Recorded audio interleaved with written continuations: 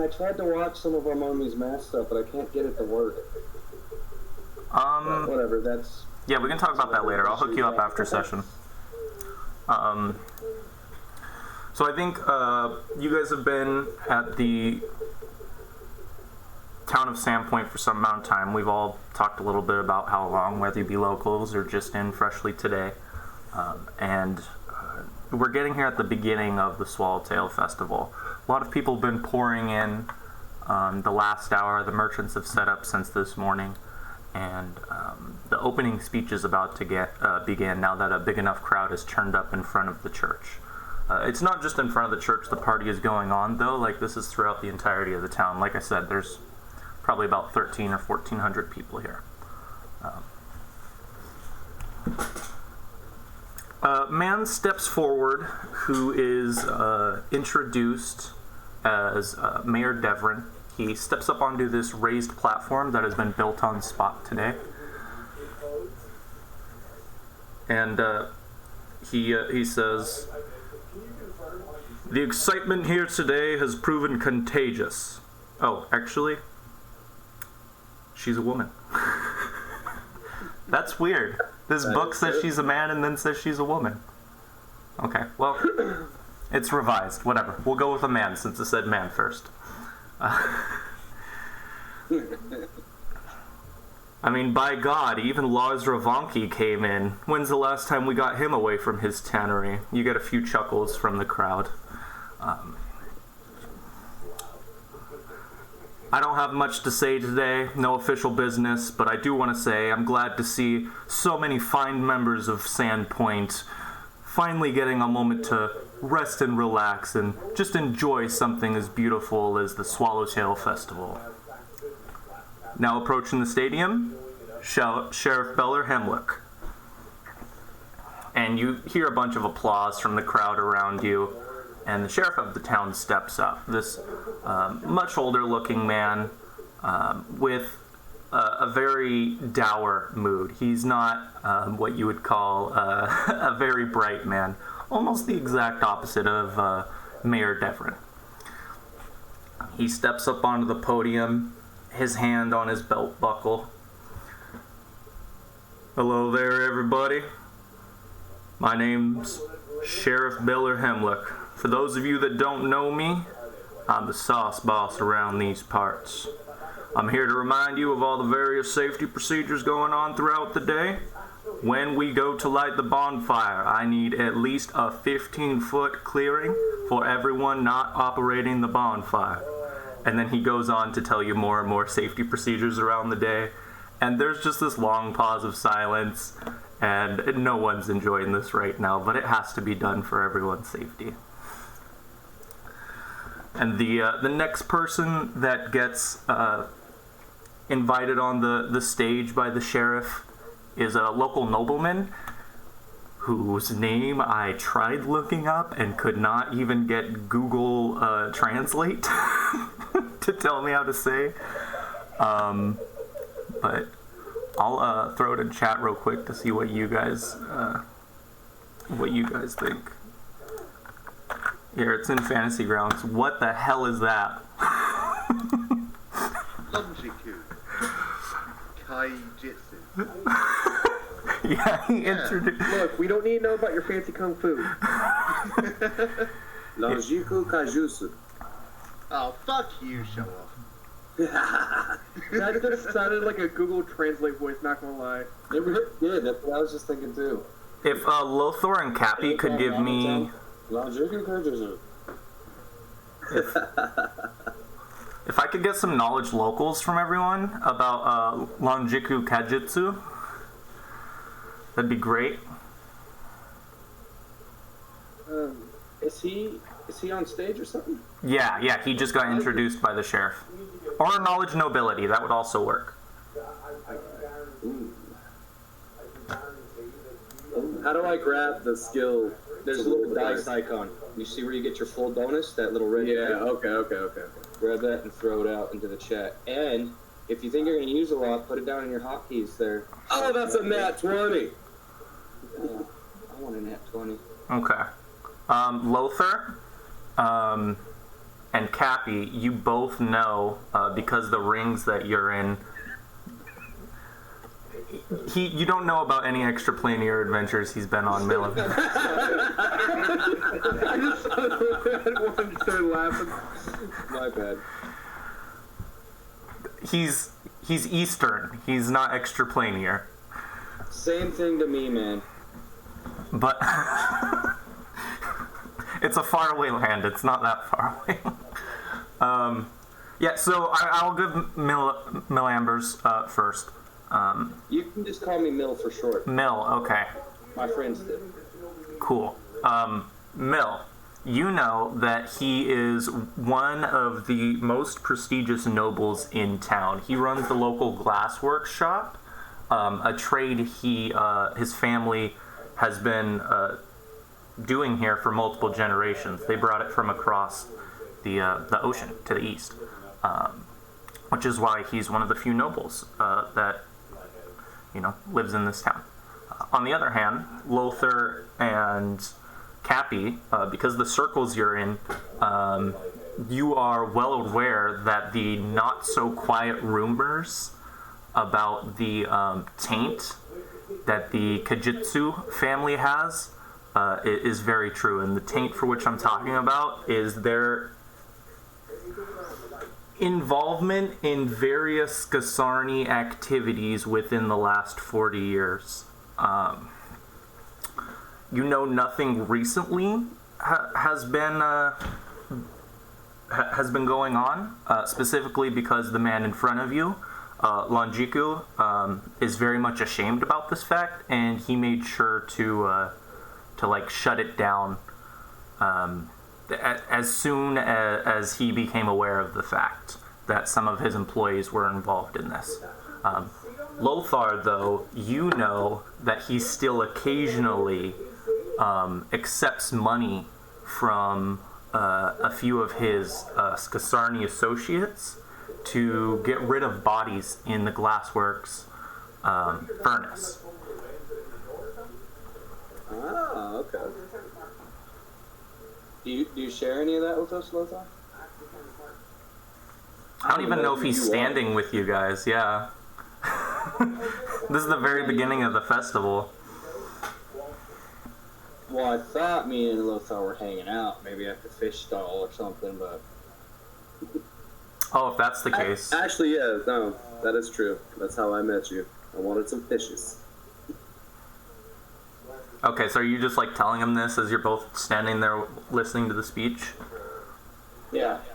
Do you know who this guy is or what? Yeah, well, I know what you just told me, and I know what I just told you.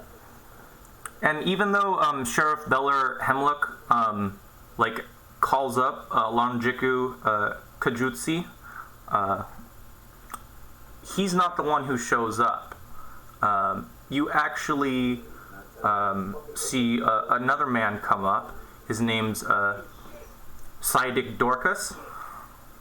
He's the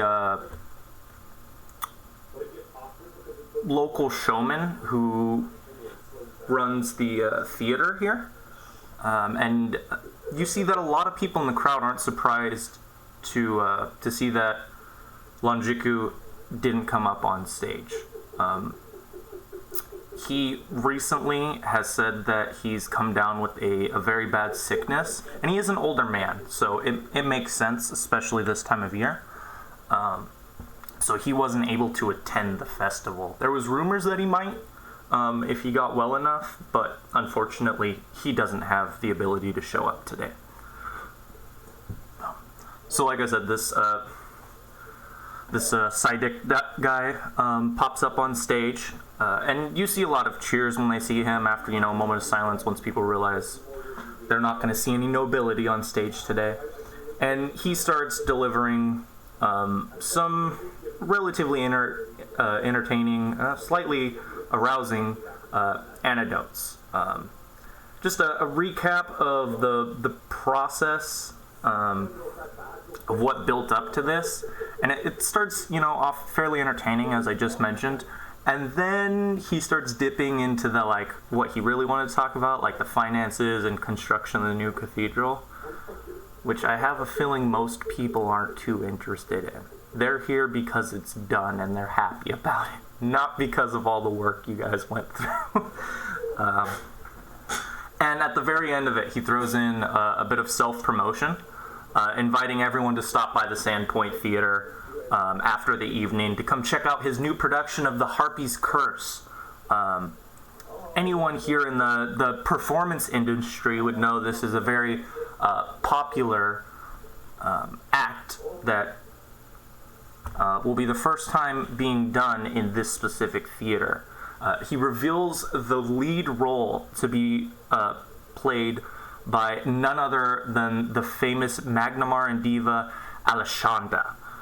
She is like the hottest news in Varissia when it comes to anyone in this industry. And at the very end, an older gentleman introduced as Father Xantus steps up in his very humble robes. Anyone here who wants to give me a knowledge local or knowledge religion check, I can give you some more information on him before he starts speaking.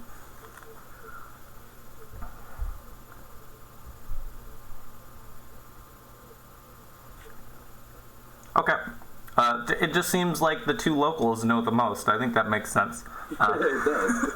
It's funny because you see on all these rolls I have the highest bonus, but I've always rolled the least. So whatever. Yeah, I'm seeing those 2 nat 1s, bud.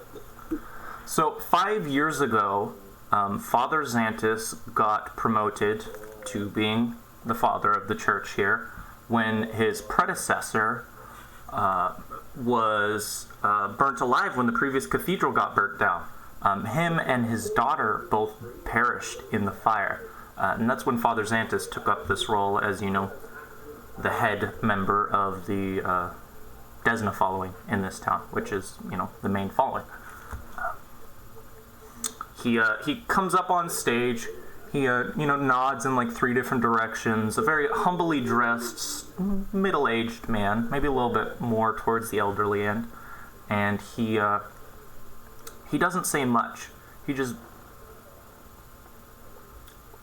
gives everyone a moment to take in the fact that the conversation is coming down to an end, and he steps forward, says, "The Swallowtail Festival is underway," and then a bunch of cheering comes from the crowds, and he just slowly backs up off the stage, and you see the crowds disperse into enjoying the various stalls and playing a bunch of different games that are spread out all throughout the city, many of them in this main square here. And this is the point where you guys can just kind of go around and enjoy the festival. There's a lot of stuff going on. Maybe some of it's a little too childish for you. There's sack races, games of hide and seek, weightlifting challenges, many other things as well.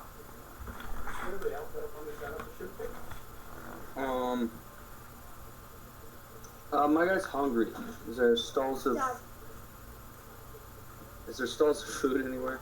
Actually, yes. It's not just stalls either. Lunch is being provided for free to everyone in Sandpoint by all of the taverns in town, each bringing their own dishes. The idea here is, one, not only to support the opening of the new church, but to hopefully win over new customers as the hungry crowd grows. So there are a couple big places I can give you ideas of to get good food in town. Yep. There's the Hagfish down in the harbor. They're doing lobster chowder today. That's their main dish they're handing out. There's the White Deer over on the eastern side of the town. They're doing peppercorn venison. If you're a hunter, this is the kind of game you're interested in. But by far the most remarkable piece of food you're going to get out there today is the curry-spiced salmon and early winter drop mead made by Amiko Kajitsu, the daughter of the aforementioned nobleman who couldn't make it today. That's where I'm at. It's right there. Yeah, I'm going to say I'm going there. Not because of the curry. For the mead. But the honey drop mead. But so, I'm there. When should I explain to anybody my description, or is that important? You can do that right now as you're doing your action, but it's not, you wouldn't actually be going to her establishment. She would actually be in this, this hub area right now that you guys are in, with just a bunch of food that she's handing out, fresh. Yeah, kind of like a market stall or a theater. Yeah, yes. Like party at the park? Yeah, that's exactly what's going on. Alright, well, I'm walking up there, and Lothar, you're seeing a guy, and he's wearing completely black robes, with the hood's down right now, so you can see his black hair and whatnot. He's obviously he's a Pharisee. Oh, wow, I just got a mat. Keep going. He's got a staff he's holding on to, he's got another free hand. You already know this guy, but he's up there with you. Just for everyone else, black robe wizard pretty much. You can see pouch that probably has spell books, and there's some scrolls and potions on his chest and his belt, but he's hanging out over there, and he's trying to get himself some of that honey drop.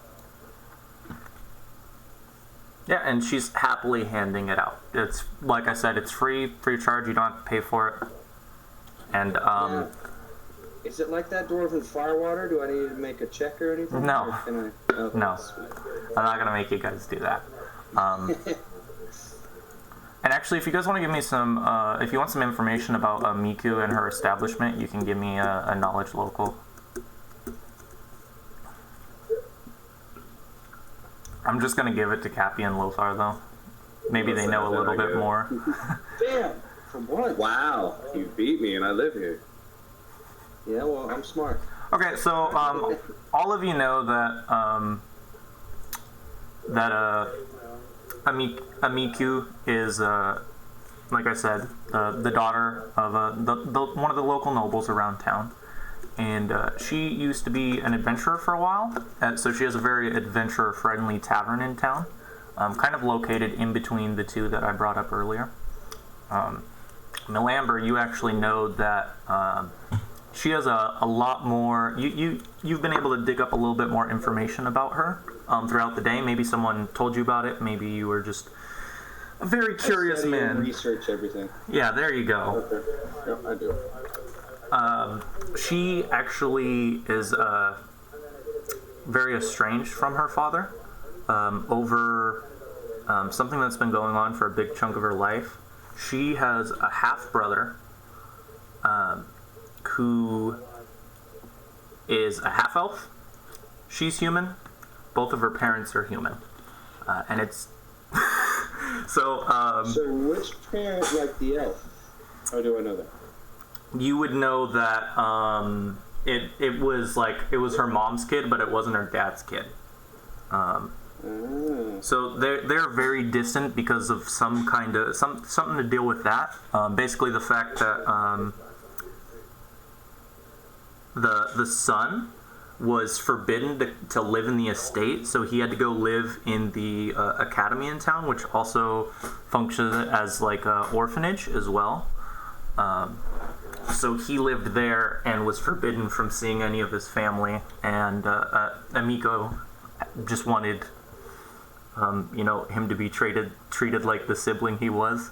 So there's a big falling out there, but you weren't able. Is the estate in this town, or is it far off somewhere? Yeah, I shared a map with you guys. If you go under images, you can find it. It's called Sandpoint.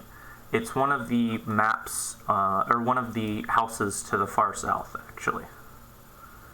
Do you know what number? Because I'm looking at it right now. Not that it matters that much. You can't see numbers, can you?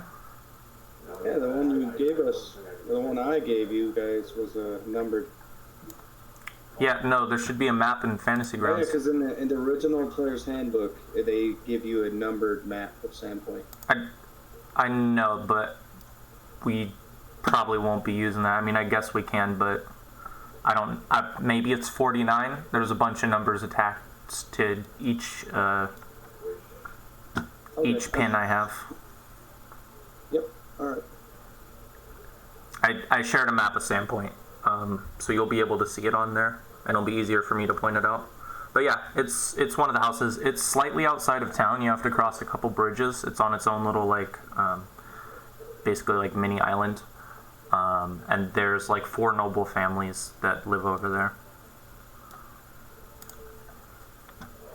And this would be the time, at least for those of you grabbing lunch over at Amiko's little booth, that you could describe yourselves.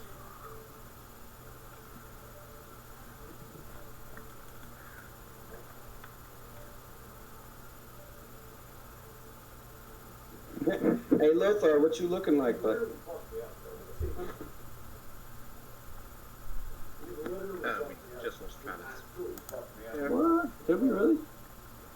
Yeah, he went offline. Cappy, were you over there with us at the Amiko stall? Nah. I was under the impression it was the 3 of you rolling. Well, yeah, right? That's what I'm asking. Screw it, yeah. I guess Cappy is, he's taken his 2 daughters to come and see, the festival, and he is going to get them some food with you guys. And it looks like a dwarf. Is he a dwarf? No, he's an obese human. You racist. He's obese? He's just kidding. Yeah. And his daughters are here? With us right now? Assuming that's okay, yeah. No, we don't allow children around here. Well, I mean, it might make things difficult, so they're not here. No. That's awesome if they are. I missed whatever. It only makes it difficult for the GM, not us. Well, when I was asking if it makes it too difficult, I was asking Jacob. No, it's perfect. Wonderful. There's a bunch of games for them. Like I said, they can go play hide and seek after you guys get food or get in the sack races. It's a family affair. Everyone's got their kids out. Yeah. So, yeah. Cappy has red, frizzy hair that hangs over a round, lively face. Got darting green eyes that watch attentively over his friends and family. Keeps his long, well-groomed beard. Even out in the wilds, his backpack is full of survival gear, and he's got a little bird that rests under his beard.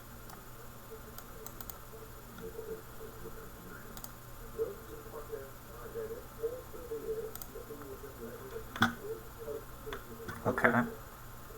What about Mel? Oh. Well, same as before. You see a guy with black robes, holding a staff, dark long hair, brown eyes. He's obviously Varisian. Looks to be in his early 30s. He doesn't have any family with him, but he obviously knows the Lothar guy a little bit as they've chatted.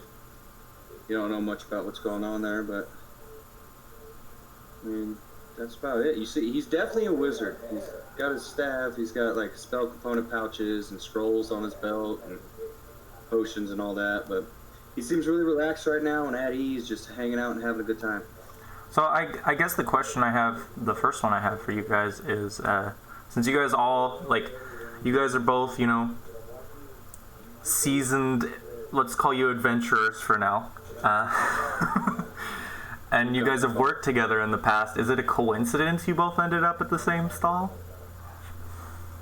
We didn't fully flesh it out, it's the big thing, but we both like drink. That's how we ended up there, and it's interesting that he's back in Sandpoint. Yeah, okay, there we go. I meant, like, maybe it should have been Cappy and Lothar, I meant, since you're both criminals and you know each other. Like, I get the connection between Lothar and Milamber. I was just wondering if it was a coincidence that, you know, 2 criminals who've worked together before ended up at the same stall at the same time. Whoa. Milamber gets all freaked out and he's like, criminals? He throws his hand up and he's like, never again. I don't associate myself with lowlifes. And he walks off. I'm kidding, by the way. I was like, I'm literally a lowlife.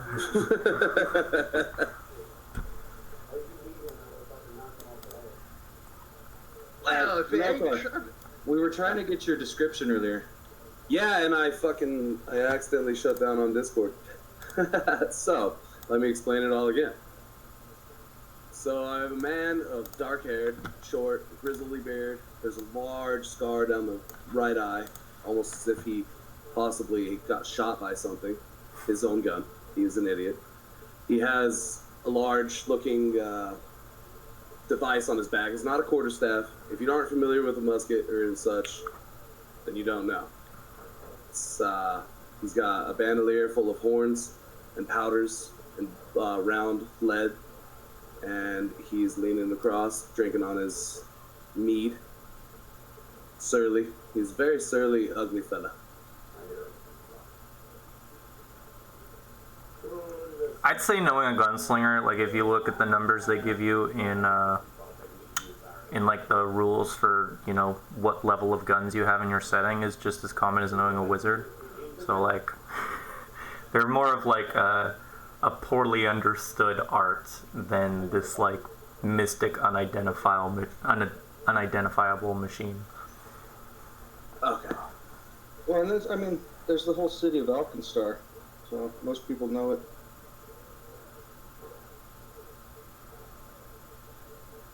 Well, he's got a shitty-ass gun on his back. Has Cappy ever seen you fired it? That gun is shitty, Lothar, Milamber says. Nah, it'll take your fucking dick off in the fucking wind. Okay. Well, if it ain't my friend Lothar. Hello, kids, come see. This man helped me fight off 30 goblins. How's it going, Travis? Lothar. Doing well there, Copy. See your children are doing well and growing. Little runts. Never stop. Indeed. What brings you here? Well, the festival, of course. Great food, good drink, and plenty of games for the kids. Aye, that's true. I'm here for the drink. The Miko's nice to look at as well.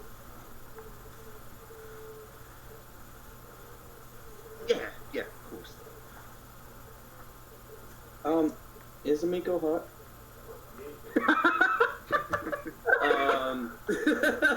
I would assume so. I made an assumption. Interesting question. Well, it'll just change our dealings with her if she's super hot or not. Remember, I'm an ugly son of a bitch, so I'll take what I can get. I'm only asking for the game, not for personal reasons. I love the clarification. I guess that depends. Are you into... Eye of the beholder, right? Yeah. Do we have an image of her or anything? No, but I can get you one. Oh, sweet. This is out of character, by the way. Or am I talking to like one of the people at the stall, like, you got a picture of this chick or what? You just saw her on the stage, man. Oh, did she go up on the stage? Damn it. No. I was getting super bombarded by everybody when I was trying to listen to that. No, I forgot she was running the food, wasn't she? Yeah. But I can get you a picture. It's not a problem. Is she there? Yeah, she's at the stand.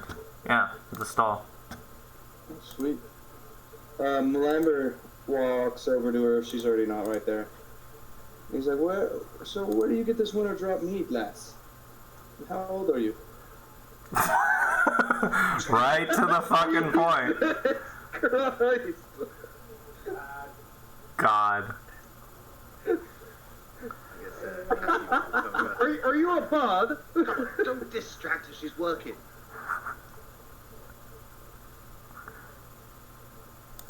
Treat the poor girl with some respect. Amiko. I'm trying to find her picture. I'm sorry. Here you go. Oh, okay. I got it. No, just giving him the silent treatment, it's all. I was like, damn. Oh yeah, definitely hot. Holy crap. Yup. Tattoos even? Traditional ones. Does she have her, is that a lute, or what the hell is that called? It's some kind of Eastern instrument. I don't know the name of it. God, I know it. They play it in Mulan. It's a Chinese banjo. There you go. Does she have it on her? Is it on her back? I would assume not. She's working. Yeah, she's probably not decked out like this at the stall, I'd imagine. But maybe. What do you mean by decked out? Well, she's got... Is that like padded or leather armor and her sword and her dagger? And she looks like she's ready to adventure, not cook me up some... She was an adventurer. Yeah, I know. All I'm saying is that she probably isn't decked out like the picture. I mean, when I said tavern-friendly adventure, or adventure-friendly tavern, I hope that, like, hinted to you at the fact that, like, she has to keep herself protected. There's been more than one adventurer who's tried to stir up trouble after drinking too much mead. She's not in leather armor or anything, though. She's in actually, like, fairly traditional garb. There's just a lot of layers to it. I'd say she even has the sword on her. Where'd you get this meat from, lass? Oh god, I don't know how to do Asian lady voices. So I'm not... Just do Lucy Liu from, like, Kill Bill and stuff. No. So she just says, it's imported. There are a handful of adventurers I used to travel with back in the day, and one of them is now a traveling merchant. He gets me a good deal on quite a few of our luxury drinks. Well, it's good. Goes down the throat quite smoothly. Of course, best drink in the town. How do you say your last name? Fuck you. That is a weird pronunciation. Is that you? What dialect is that? Tiani. Do you say Kaijitsu? Or just Kaijitsu? I feel like I'm doing it wrong, but it looks like Keijutsu to me. Or Kai. It could be Kaya, depending. I think it's Kaijutsu. Omiko Kaijitsu! Is that how I say it? Yes. Little bit, yeah, too much. You must say it like that with much anger in your voice every time. Hold on, silence real quick. Jijiku Kaijitsu. Gigi Kujai, no, hold on. Google Translate's trying to add words onto it. Here we go. Side. What? What? That doesn't make sense. One more try. Sorry. Oh, I just want to know how to pronounce it. I know. Sorry, this is last time. Jijiku Kaijitsu. It's Kaijitsu, yeah. Yeah, it's like Kaijin from that movie, Big Monsters. Yeah. Pacific Rim? Yeah. Ah, yes. Amiku Kaijitsu. It just sounds really anime, but it makes sense that it sounds anime. Does she have that fancy salmon? Right? Yeah, That's yeah. Over here. The spiced salmon. I'm gonna be eating on that right now. Eating on that, drinking on me. Well, Amber's looking down on you. He's like, you like that curry on there? Yeah. It does something to my mouth. Yeah, it is pretty spicy, like I said. If you don't like spicy food, this might be it for you.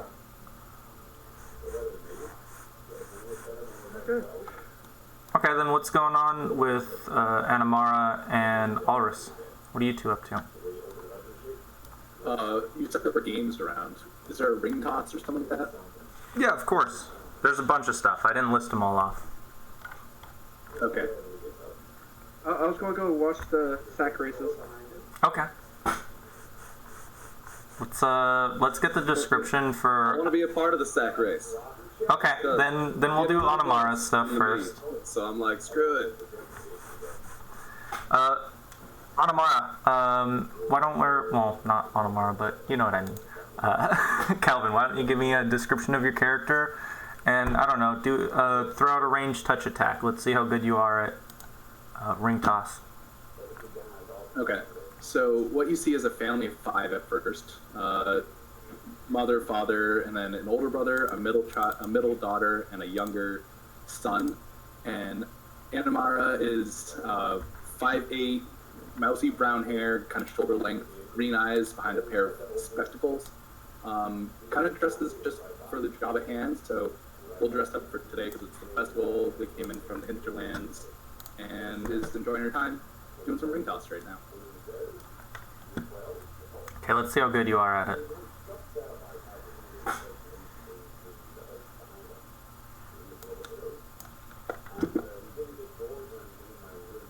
Okay, yeah, you're actually fairly competent at ring toss. You end up having a great time with the few people you're competing with. I imagine it's done in like bunches. Like there's like basically like a dozen people, half a dozen on one side, half a dozen on the other, and then you guys are throwing the rings back and forth. And your team does really good. Okay, and then we'll hop over to the sack races and get a description of the, if I remember correctly, the Scarnettis gentleman. I don't like to say that with like a hard Italian accent every time. It's an Italian mobster name. I mean, you're not wrong. It's just you go from just like regular talking and then to Scarnet. You come to me today on the Swallowtail Festival.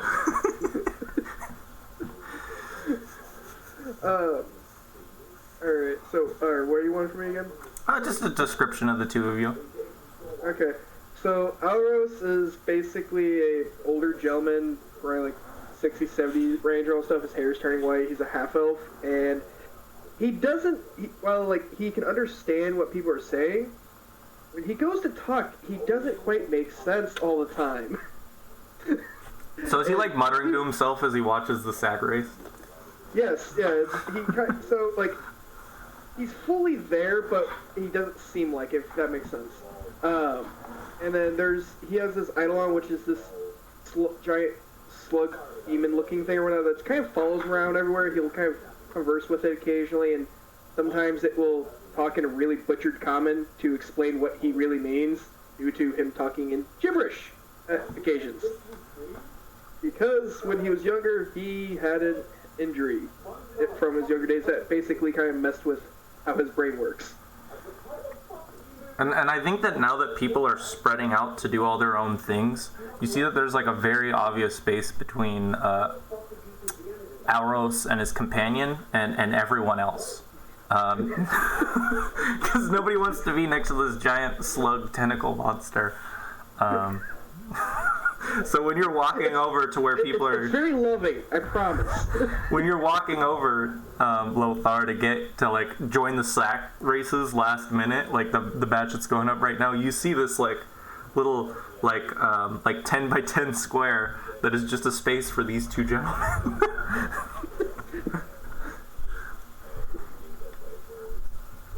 Well, hello. As I walk by, hello. How you doing? Fine. The fuck is that? What is what? The slug thing. Oh! This is Slugless. He's my brother. Your brother? Hey! He found me. We've been with each other for a long time. And the slug kind of sits there and just kind of shifts and looks over and all stuff and just kind of moves a little bit closer to Alros. It's basically kind of sitting there shifting. Okay, alright. She seems shy. Yeah. You over here to watch the running backs, eh? No, I'm gonna participate. As I slam the rest of my meat and I go to join. Okay. Okay, just give me like a constitution check. This is like a pretty long race. We're gonna see if you can keep pace. It's basically like 150 feet, and you see people of all ages running across. I collapse. Yeah, you make it about like It's 20 like in real feet. life, I collapse very quickly. You make it like 20 feet, and you start getting ahead of, most people, and then you just you jump too far one time, and you just fall forward.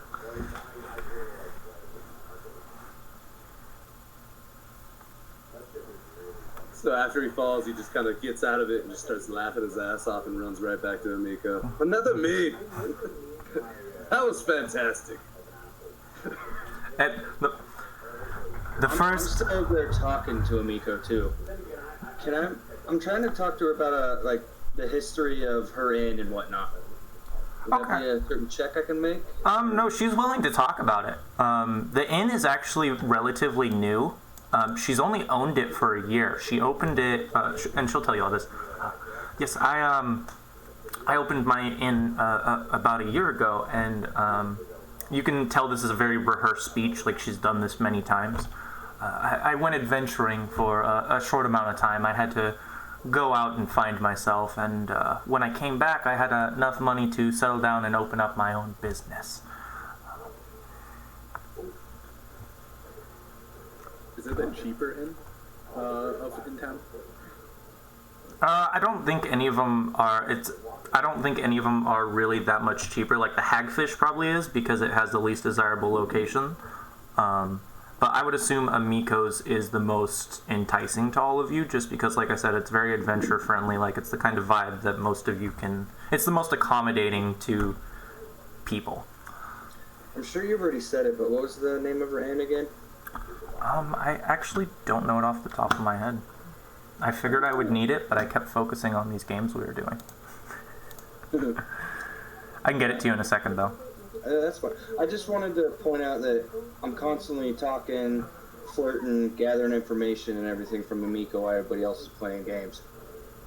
So. Yeah, I mean, she's willing to casually flirt with you as long as you aren't interrupting her business, but you're not really going to get much more out of her. Like, she's willing to give you just regular, shop talk, but she is, trying to get more customers in. Right, and she's racist towards me, so. No, it definitely sounds like some of you are racist. Alright, well, that's what I'm doing pretty much this whole time is just talking to Amiko, chatting it up. Letting her know that I have a kids and wife at home, but I'm down here for the holidays. Oh, do you have a one-time pass? What's that? Do you have a one-time pass? Well, I'm not saying it, like, out loud, but I'm like, we can have fun, and I know magic. The inn's called the Rusty Dragon. And then when I say I know magic, I, like, crack my neck, and I'm like, I know magic. And give her, like, a very confident look. I don't know, let's just see how it generally goes, because you're definitely not the first person that's tried to do this, but give me, like, a diplomacy check to see how your flirtation goes. Alright, what's it? Oh, man, it's gonna be so bad. Yeah. Well, you wouldn't be the first person who shouldn't have hit on her that tried. Imagine how many... -2.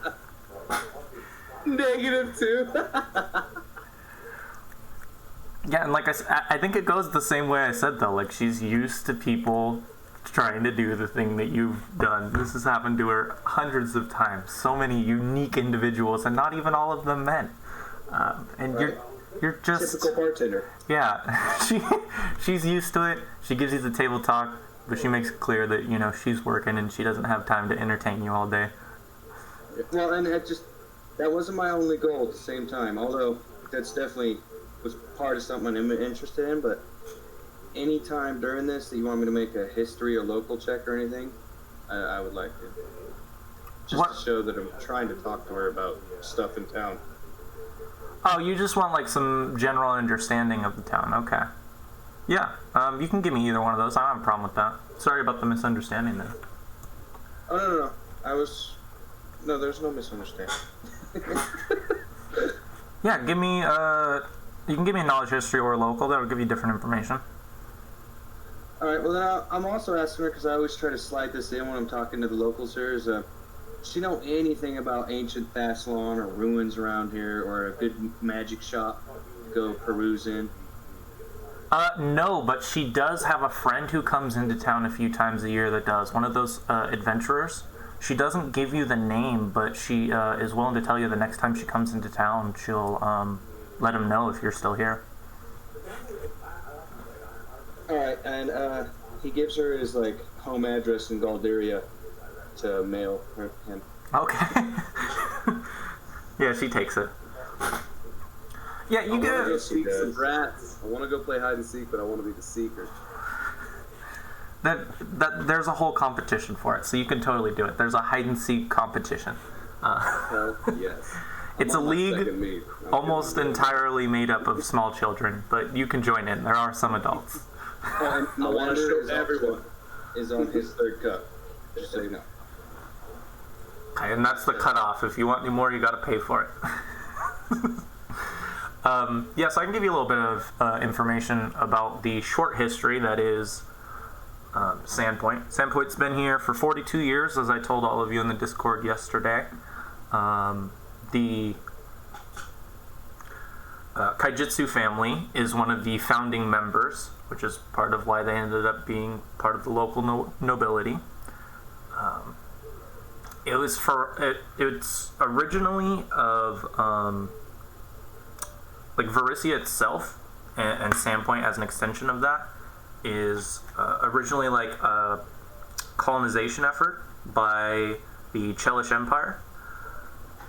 And I think that's about as much as I'll give you for now, unless you want any specifics, and then I can give you a little bit more meat. That's like the general overview of its history. I guess I'll throw in the fact that like this place is, the area around this place is lousy with goblin tribes. It's actually like pretty bad for an area of this size, and I'm including the hinterlands in this as well. Like that's the biggest problem, and that's why this city, even a city of this size, has like as many defenses as it does, and specifically why it's on this location, a place where you have to access pretty much exclusively from the harbor or two choke points that are bridges. All right. Thank you. And my guy's just sitting here constantly chatting with her and trying to get more meat all the time, so I'll just be doing that until something goes down. Yeah, if we want to let's get something else from Copy and Anamara, and then we'll call it about midday, and I'll have something for you then. What are the two of you up to for the rest of the morning portion of the festival?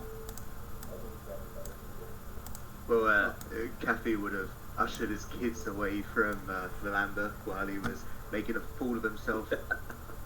I guess they would have run off and played with the sack race and stuff. Yeah. And, yeah, I guess Kathy would just... You know what? Kathy will go and check on Alros. Okay.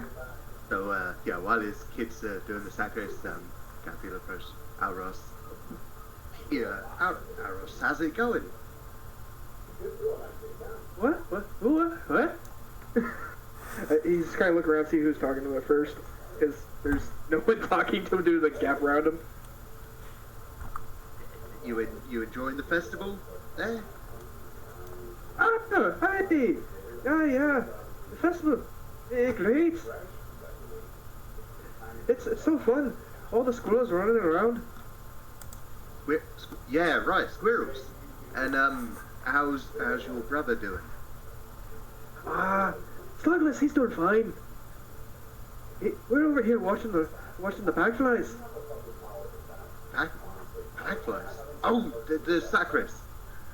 Ah, the bagflies. Brilliant. Bagflies. I was wondering, can I take a closer look? Hi, come on. He's just like ushering him over. This is the weirdest thing I've ever seen. Can I hold him? Sure. I'm assuming you're referring to Slugless. Yes. Okay, yeah. I just want clarification.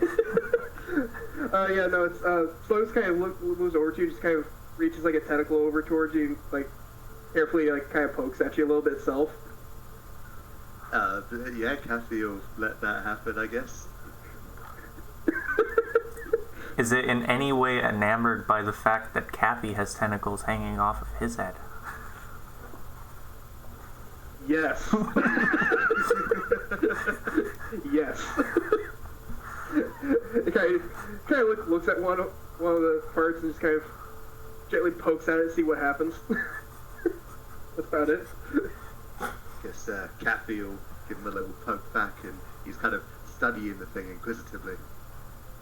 Okay. Slugless just kind of like just goes with it. It's not it's just like curious. Okay, I do have a question about Slugless. What kind of texture are these tentacles? Just like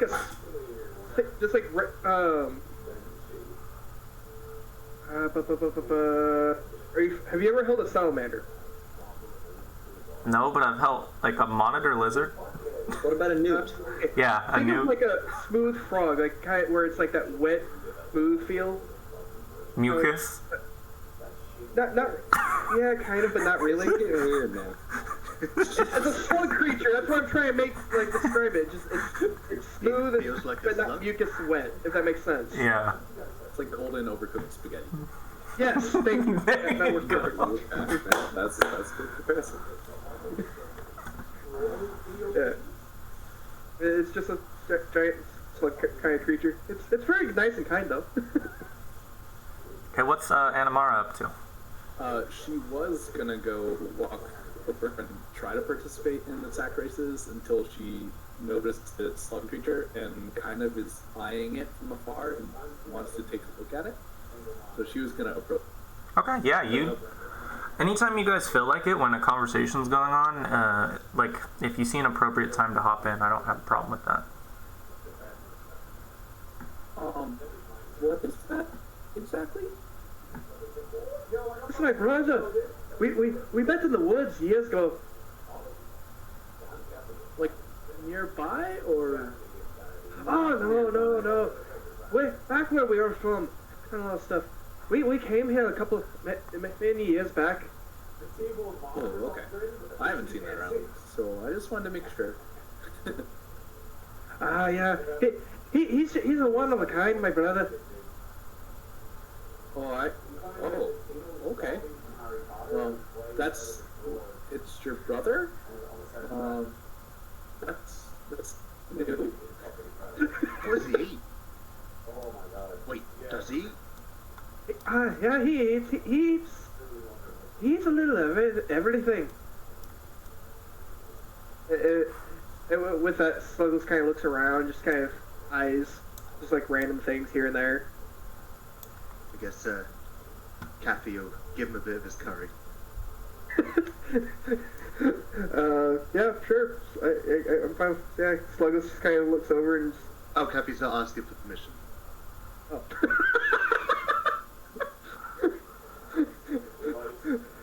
Okay. That image is actually what happens when Slugless eats spicy food. I'm not sure. I just got the name. It's a slug, but a girl, so Slugless. Huh. Oh, no, it's his brother. No, it's like Douglas. Slugless. Yeah. I was just going chicken tug with the name because I couldn't think of something. It's a good one. I like it. But it is a girl, right? No, it's a guy. Yeah, big brother. Brother in quotes. I throw him the rest of my salmon as I walk up. This is an interesting creature you have. It's like spicy salmon. I guess. Do I need to roll something to see if it can catch the fish as it flies towards it? No. Okay. Okay, no, I was just curious if you want it. Yeah, I guess Sluggles reaches out and grabs the fish and you throw it to him.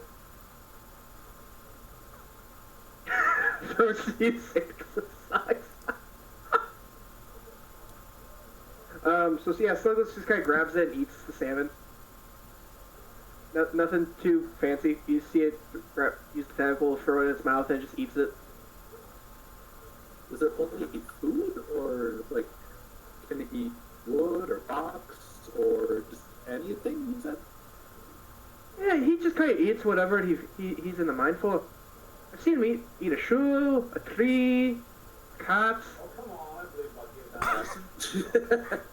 Someone like overhears that like 15 feet away from you. See him bring their dog closer to them. That's what I was imagining. That's awesome.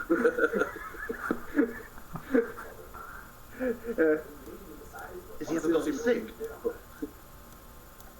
I missed how big it was. So, like, what size are we talking? So Slugless is a medium-sized creature, so just about the same size like a person. Yeah. So it's huge. Yeah, it's a. Wait, Matt, it's a giant slug creature. It's the same size of like your average person. Oh, so I couldn't be holding it then? No. You can hold part of it. That's what I thought you were doing. Tentacle. Yeah. What you trying to do? Trying to give it a hug. Yeah, So you can give it a hug. You can hold tentacle or a couple tentacles, stuff as yeah. It's so like the description of it is basically it's one sec. Let me put this. So if you go to the chat, that's basically what it looks like, just minus the fire and the grass. If you go to the ROT chat. That's too awesome, though. That thing looks cool as fuck. Yeah. That's why you play That's what I'm saying, Eidolons. like, it just, yeah, so like, it has the little giant 2 eyes, one on each side of the head, kind of up at the top. The little center hole's just the freaking mouth, and it just has the tentacles to throw stuff in. Like a giant leech. Okay. Yeah, kind of. Yeah, it's just kind of like a giant slug-like creature with a bunch of tentacles. Just your average run-of-the-mill slug creature. Yeah, it's me, Renata. Yeah, but Okay. I think this is the point where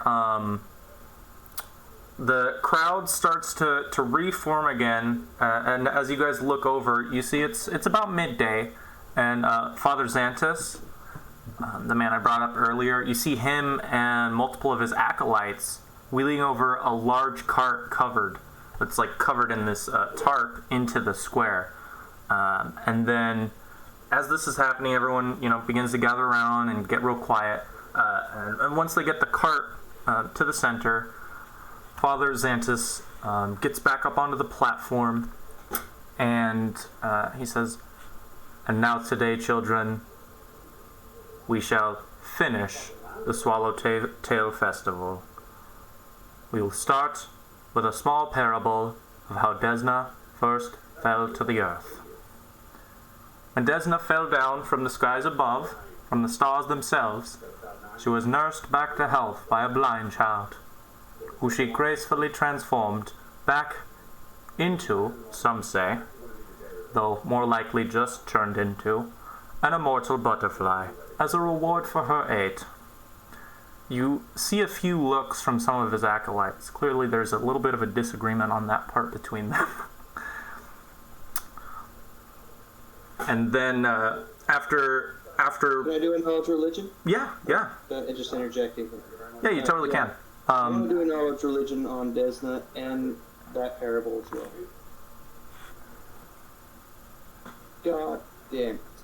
Like Jon Snow, you know nothing. So if you were into like... Desna, damn it. If you were one of those people that like ask what your sign is, you'd be really into Desna. She's like the god of stars and astrology. And this is the parable. This is a true story about how she was at least as truthful as can be about the situation that happened. She came down to earth that way, and she was nursed back to health by a blind child that she turned into an immortal butterfly. And then the tarp gets pulled back on this wagon, and it releases hundreds, if not maybe even 1,000 children of Desna. You see a furious storm of swallowtail butterflies float into the air, just this spiraling riot of Keller, and there's just this huge grand cheer from the crowd. And you see the children, before the adults do, the children immediately begin to disperse, futilely chasing after the butterflies, never quite being able to catch any of them. Now, I like Desna as much as the next guy, but did I hear that? like her. She turned a kid into a butterfly. Yeah. That's like some baleful polymorph shit right there. I mean, that's evil, ain't it? Yeah, are you next to me? Because me and your guy could be talking about it while something else. Oh, yeah, sure. I'm like, that doesn't seem right. It's basically kidnapping. I mean, did you get a chance to say goodbye to her parents at least? Well, her parents aren't butterflies, so no. And what kind of life is a butterfly anyway? I hear it's pretty good. Who would have said... When have you ever had a conversation with a butterfly? I want them about 7 cups deep and some mead every time. Every time? Wow. What else do the butterflies say? It's not just the butterflies, it's all the gods. I see me and him having this conversation in the background, so anything else needs to happen, totally go for it. No, you guys, you basically just get to hang out at the festival for the rest of the day. Like I said, busy fun party that once again redisperses and everyone starts enjoying the town again. Okay. And then the consecration of the church begins as the sun starts to set. I thought it was a cathedral. They're using the words interchangeably here. I was kidding, sorry. If you look at it properly, using the description of cathedral, it's a cathedral, but they're going to use them interchangeably, which I mean is pretty standard. Yeah, as the sun begins to set, Father Xantus, for the final time today, takes to the center podium, and you guys, whether or not you're looking at him as he does this, he uses a thunderstone to attract everyone's attention. It rings throughout town. You know, pretty much everyone would hear that. Then he goes, I will now recite the first prayer of the dreaming. And then you guys start to hear in the distance the occasional yelling and crying, and then you start to see people running in your direction from the south, and soon you can see a bunch of the children running in between all of them. Can I get perception checks from you guys as you see the storm of people coming at you? No. Don't roll it then. Okay, so how am I... Is it my first time with Fantasy Grounds. How am I doing this roll exactly? So if you're on your character sheet, Yep. you'll see a bunch of tabs on the right. You'll go to the one that says skills. Yep.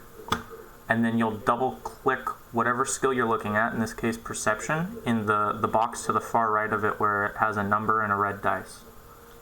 Okay. You can also click and drag to the chat box, and if you drag, click and drag like I just said, and do it to the hotbar down below, then you just click it one time on the hotbar and it automatically does it. I recommend that for things like perception or other skills you use regularly, and attacks as well, so then you just have them right in front of you. You can also add to your hotbar or create new hotbars by holding Control, Alt, or Shift, or any combination of those, and that'll give you 12 more slots you can fill. The last thing to note about hotbars is if you change any of your modifiers, for example, when you level up, you need to re-drag things down to the hotbar because it will use your old modifiers. It does not update with your character sheet. Yeah, I second that. That's super important. Whatever you hotbar and you level up or change anything, you have to go back and redo it. Or you're going to be getting the wrong stuff. Yeah. Okay. I just won't put stuff on a hotbar though for now. Well, the hotbar's nice, but you can find everything on your character sheet. If there's a red dice next to it and you drag and drop it, that's all you need to do. Okay, that's easy enough, huh? Okay. Well, there are a surprising amount of people here that don't see what's going on. Yeah, I can't believe guide. Yeah, no, it's pretty logical though, right? There's like basically a crowd of people. There's a riot starting, effectively. But Anamara, Alros, and Cappy, and when I ask you to roll for stuff like this, Matt, you can roll for Slugless too, because Slugless could see this. Okay. The three of you see mixed in at the back of this riot that's coming to you, a handful of goblins. Oh boy. Knowledge check. God, that's... Here's what I do when people ask if they can roll things. I tell them no. Yeah, I know that. Are the goblins saying it? Yeah, actually, give me an initiative check, and then we'll get to that.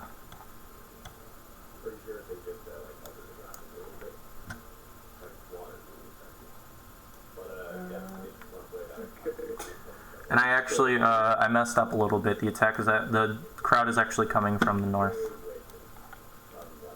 The map here and the text don't agree with each other. Stuff like that'll happen every now and then. I lost that map if you still had it out. What was it called? It's under images. It should say the Swallowtail Festival. Okay.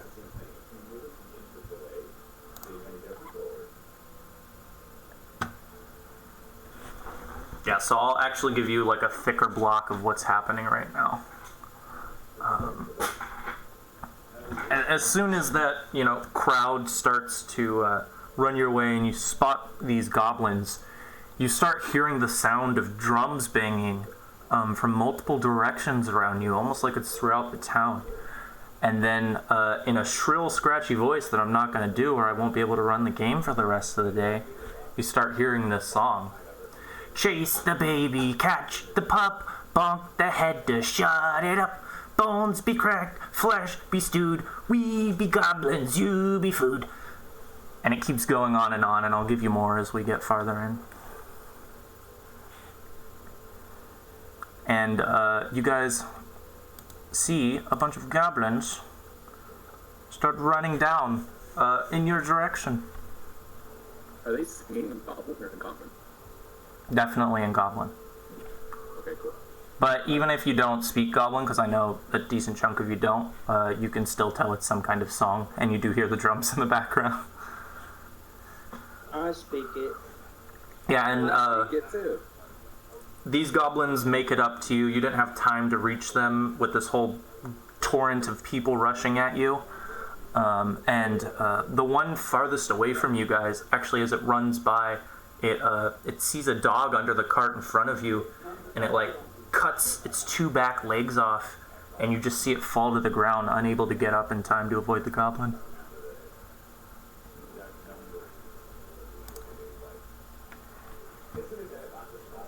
What fucking monsters? What is the knowledge check for goblins stuff? Dungeoneering. I made that up. Is it nature? Or It is definitely not nature. I'll give you one more guess. I'm gonna go with dungeoneering then. Local? No way. I mean, if you guys say enough, you'll get it eventually. They're humanoids, so it's local. For real? Alright. Yeah. Well, can I throw one of those checks out for me and Yeah, I let everyone can throw out those checks. If you want to give me knowledge local, I can give you some information on goblins. You have to be trained. Knowledge checks, yes. Otherwise, the highest you can get is 10, which would just give you the information I'll give you anyways. Yep. Ah, crap. Let's do that. 20, bro. Hey! Sometimes Dang, it's just... Cappy, that's a nice bonus there. Yeah, favorite enemy. Be weird if I didn't know. Aha! Oh, alright. Yeah, that's why I said you guys were both, in the same circles earlier, because you both fight goblins. I don't like them. Just not many people do. Yeah. Well, I don't like him at all. Their heads So- are too weird. The information that everyone knows, I always throw that out first. So, basic description. These guys, they're barely 3 feet tall, all very scrawny, which is pretty common for goblins. And they just have this ungainly large head. It's a little disturbing if you haven't seen goblins before, which most of you, if not all of you, have. Maybe Alros doesn't remember them. But For Mill and Cappy, I can give you quite a bit more information. These guys, the reason they're so scrawny and the reason that goblins are typically raiders is because each one of them needs to eat about a dozen meals a day, and we're talking about a dozen like meals you guys would eat a day. So they have to eat a lot to exist. They love playing with fire and burning things down, specifically when it's in other people's homes. They're very cautious not to do it in their own, since they normally live in very flammable places. They hate horses and dogs. And they're a little crazy, disorganized, and they love their music. It's probably why there's a bunch of chanting going on right now. And we can start initiative with that. So, are they afraid of dogs and horses, or they just don't like them? They hate them, and it depends, to be honest. They are afraid, but quite often goblin fear becomes goblin rage. It's like humans with spiders most of the time. That's a good parable. Yeah. Or comparison, not a parable. But Alros is up. Okay. I guess I'll move. We're going to combat right now, right? Yeah, you're in combat. Okay. I'm just double checking, making sure. Yeah, I guess I'll move to here, and after this one, the goblin kind of diagonally for me. I'm gonna say that isn't terrain you can move on because there's a bunch of stuff there, or at the very least, it would be difficult terrain. Okay.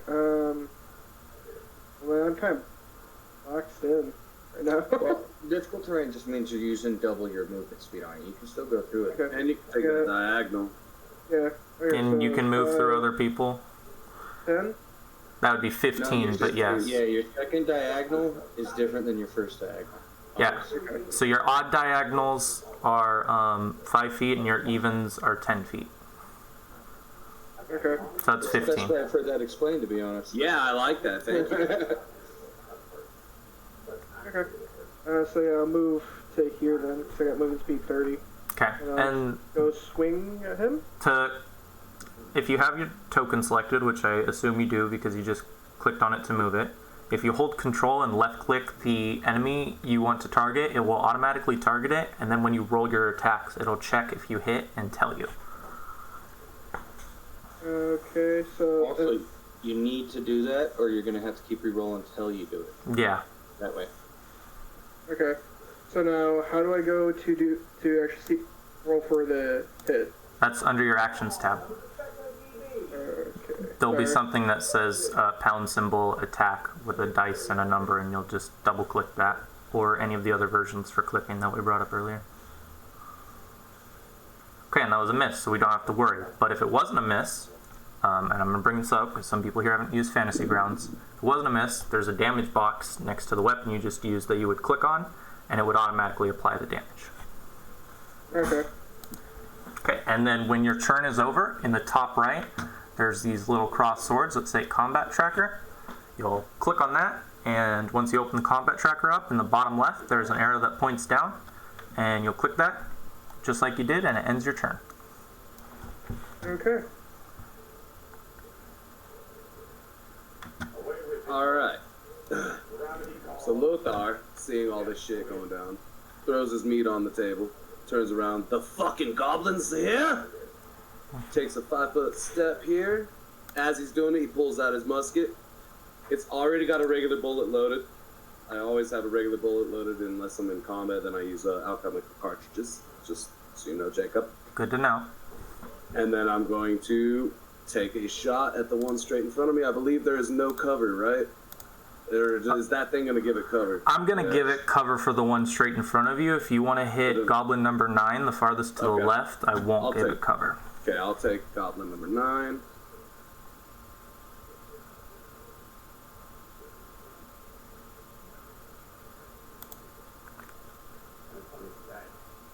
Weapon attacks are always a good thing to have on your hotbar, by the way. Yeah. I don't know why I just rolled damage. Sorry. That's fine. Easy fix.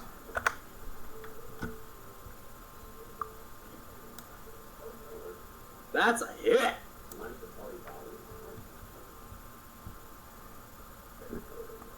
And a description of your guys' actions is always appreciated. Yeah, so he levels it down, points right at him, yells out, "You fucking goblin," and shoots him right in the shoulder, right by its neck. You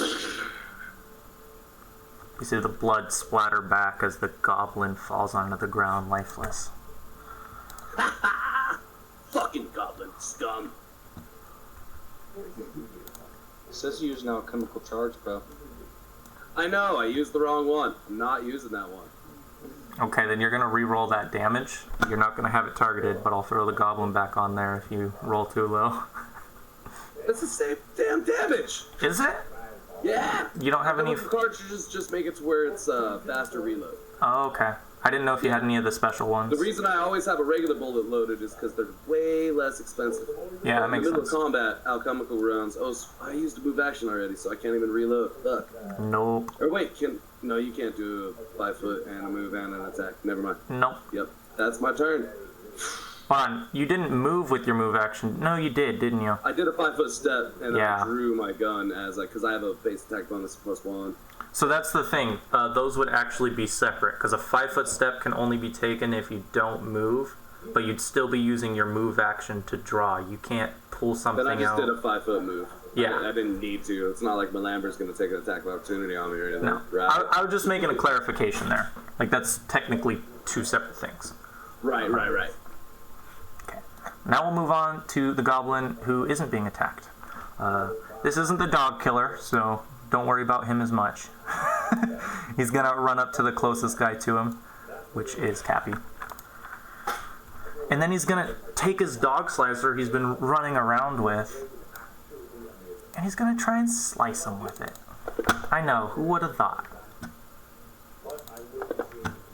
Damn. Just incoherent yelling as you hear the chanting coming from a bunch of these goblins. And the next one, the one that's been confronted by Alros, just in gleeful ecstasy, it turns from this dead corpse that it just murdered. It's gonna try and lash out the next closest thing.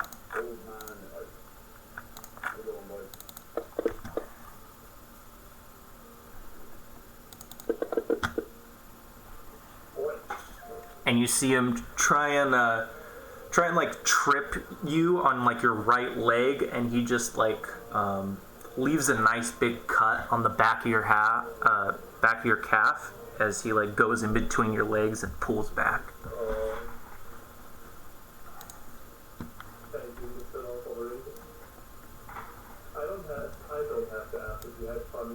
I suppose Cappy's gonna struggle to get his dagger out, and yeah, he's gonna slash at the goblin's chest. That's always a good idea.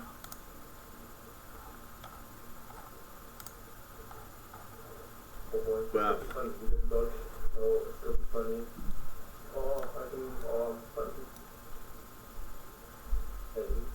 Chase? Oh, sorry. A description, actually, Blaine. This is the first time you're fighting. sorry, what was that? Let's try and keep the descriptions going on what we're doing. Oh man, I suck at descriptions. I know, and I'm gonna keep mine minimized this time, though. Just try and give you guys the juicy bits. But you guys are the players. I'm trying to keep the focus on you. Fair enough. We'll do one next time. Okay. Chase, back to you. What's Mill up to? Mill is currently trying to fix his map. Hold 1 second. What's wrong with your map? I zoomed out like an idiot. Alright, so goblins start doing shit, and he sees all this, and he was currently sipping on his mead, and he just says, "Oh fuck, mate," and he throws down the meat cup, breaks on the ground, walks past Lothar, kind of just walking through a square. And then the quarterstaff he's holding, he just throws it through the air like a frisbee, and it like spins a bunch, making a sound in the air like. And he throws it at the goblin that's over there by Cappy. And 1 second. I have to do some modifications, Jacob, because the whole thing we put down for Hand of the Apprentice I accidentally got rid of somehow. So, So, if you can't do it quickly, you should do something else. here it comes.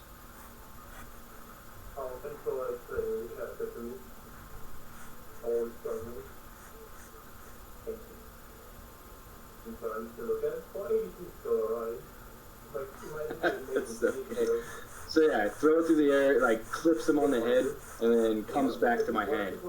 And you can tell it barely bothered the goblin. Just a little nick on his head, but he's dodging and weaving. That's all I do with my turn. Okay, for Slugless here, we're gonna go, that'd be 5, 10, 20 to get to here? You don't even need to do that. You could just move through Anamara's spot, 5, and then 10. You can move through Fenley's spots. You just can't stop them. Gotcha, okay. And then if I move another diagonal, it's then another 10, right? Yeah, because you already did one diagonal. Okay. Let's see here. So I guess that's 10. I guess we'll just move up to here for the full 20, and that's all he can do for the turn. I mean, you have a standard action. Am I able to move with that? Sorry, like I said, this is my first time playing Pathfinder. I just want to make sure. So technically you can do like, there's a couple different move actions you can do that would let you move 3 times your speed, but that would be it. That's like a full action. So if you want to move more and that's just it, you can. Yeah, that's all I'm trying to do is just get him over here. Okay. It'd be just moving him to here? Yeah, you could do that. I mean, it wouldn't be a direct line. It'd be like doing that, so you're not getting attacked, but you can totally do that. Okay. Yeah, I'll do that then. And then that's all he'll be able to do, because he said that'd be it. Yeah. And then... oh, it's already past him. Okay. I mean, I probably should just let you guys do it, because I need you to get used to it, but I'm just trying to make things a little faster. You're good. Alright, so Animar's gonna take a step closer to this cart, just try and stay away from the goblins. She doesn't recognize these ones, and all you hear is her yell, "Sorry!" And she's gonna throw a bomb at the spot to the... just like I can't highlight the square, so she's gonna throw a bomb to the bottom left of the goblin that's closer to Albros. If you hover over them, you can see their number. So you can just say like Goblin 8. You want to throw at that square. So she's attacking the square bottom, like down and to the left of Goblin 8. Okay. That is on the opposite side of the cart, so you're gonna you can't even see that square. That's like full cover. Okay. So so I can't. Okay. No. Alright, so she'll go instead of top left of Goblin 2 then? Is that a better angle? Yeah, I'll just give it partial cover at that point. Okay, so that'd be AC. How do I attack the square then? You won't choose a square, you'll just give yourself the appropriate modifier and then just roll the attack. Because you said north west of Goblin 2, right? Yeah. Yeah, just give yourself the appropriate... AC 5. Yeah, so just in the bottom left, put your modifier in there, and then roll your attack.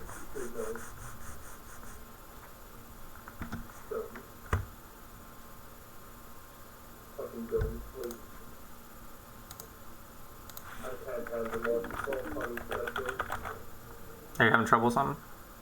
No, I'm just double checking to have all my modifiers correct. So it's a +5. But then with you said partial. You don't. The only modifier you need to put in there is the partial cover. Everything else should be set up. Okay. if you have your, your character set up correctly, which I'm pretty sure you do unless things have changed.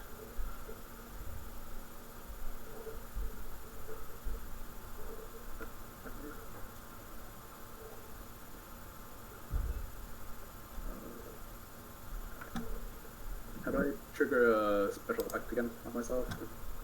What do you mean a special effect? Because this would this be point blank shot as well? Because it's within 30 feet. Yeah, so if you go over to the Actions tab, you have it set up in Combat for the mode and your display summary. If you click on Display, you should be able to go to one called Action, and then click that effect. And yeah, you have it set on yourself. You're good. Okay. And you'll have to take that effect off on the combat tracker when you're not using it. Yep.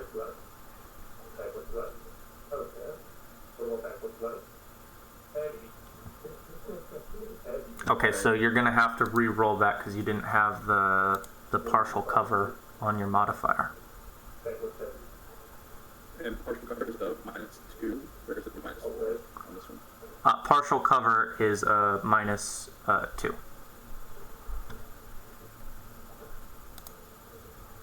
Alright.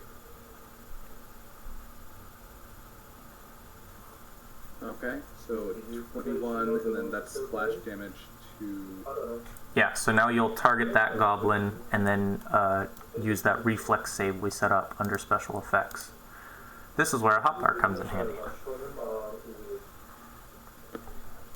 Because, like, I've noticed it with a couple of you so far, there's things we can have just boom, boom, boom, if we have it on hotbars. Okay, but that time... Why'd it roll a couple dice? Okay. No, it succeeded. Okay. So that's good. Okay. Okay, and then if your turn's over, just go to Combat Tracker and hit the next actor button. Yeah, there we go. I don't know why, for some reason on this map, my my view automatically readjusts when turns end. Okay. I'm just gonna go for another swing. See here. Nope. Nope. Rip. Okay. That's. Yeah. You guys hear more of the song coming as more time passes as another round comes about. Goblin choosing, goblins bite, goblins cut and goblins fight, stab the dog and cut the horse, goblins eat and take by force, goblins race and goblins jump, goblins slash and goblins bump.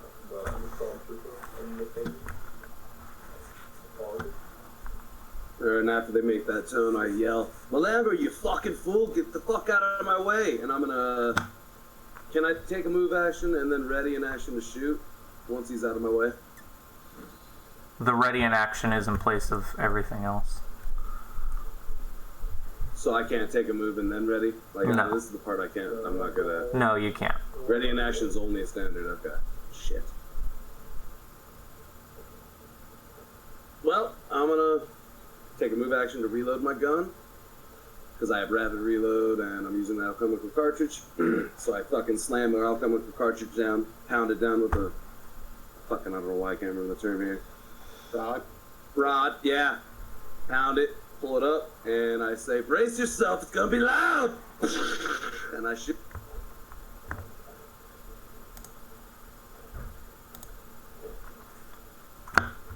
Make sure you give yourself the -4 for firing through. Me. Yeah, good old mill.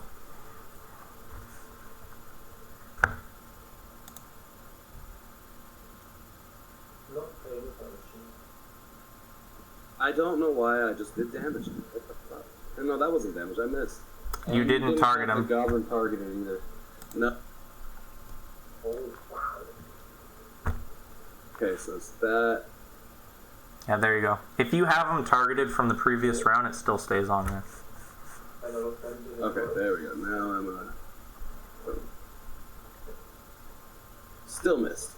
Some bitch. Hold on real quick. I want to check something. Your gun might not be working properly. Yeah, it's not hit and touch. Yeah, you don't have it. It's not hit and How do I touch. set that? I think it might be a type. Like you have to, when you look at your weapon, so if you go to the actions tab, you hit the magnifying glass, I think you need to have it set up to have one of the properties be touch. Is splash damage against touch AC as well, or no? No, it's the reflex. Yeah, the reflex save is what matters.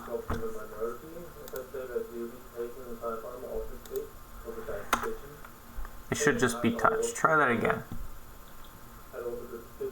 Because if I remember correctly, the property... It's weird, because sometimes the properties only trigger if you have it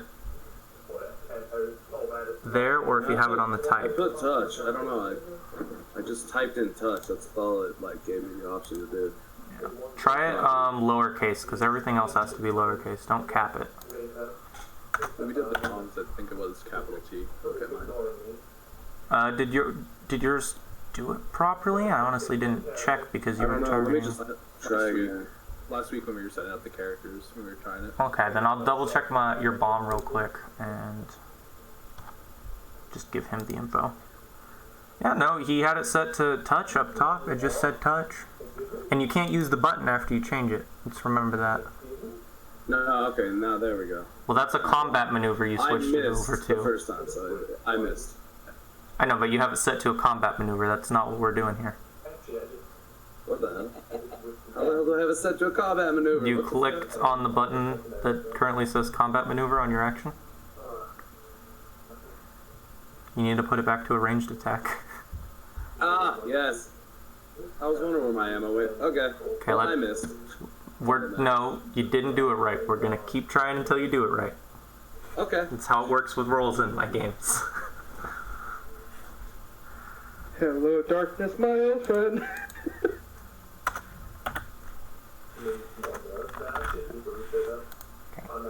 I missed. There we go. Okay, yeah, because 11 wouldn't have hit. Okay, cool. It's the end of the turn. Click the fucking button on the combat tracker. You guys should have the combat tracker up at all times. Like, if we're in combat, have it up. And what button? On the combat tracker, it's in the bottom left. It says next actor. It's black background with a white arrow. There we go.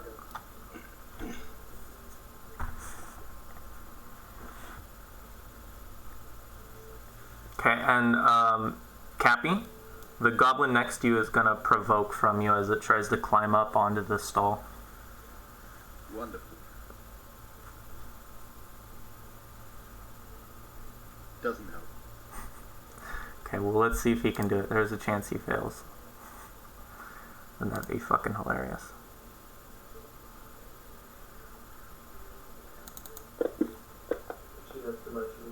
Nope, just barely. Okay, he gets up on top of the stall. And he's gonna try and hit you again, now with the height advantage.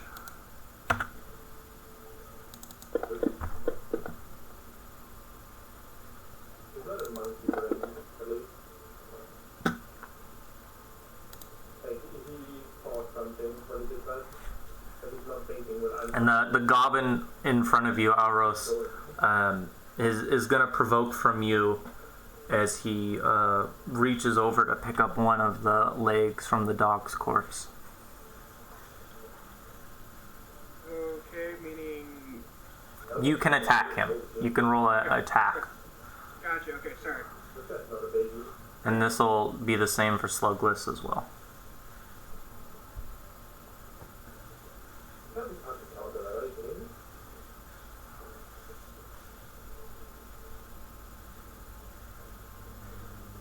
What does it look like when you guys are attacking? We haven't talked about that yet.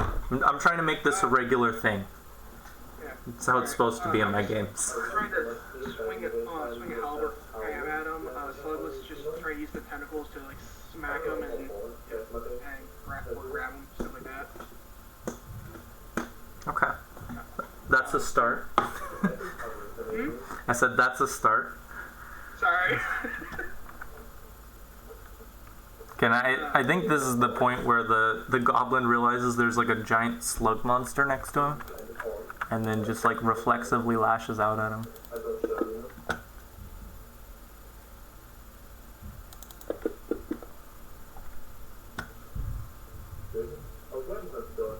Woo. Okay.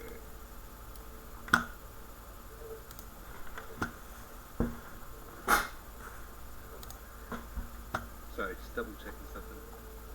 What Okay, so Douglas is gonna duck under the goblin's attack and push him back a little bit, and yeah, he's gonna start it.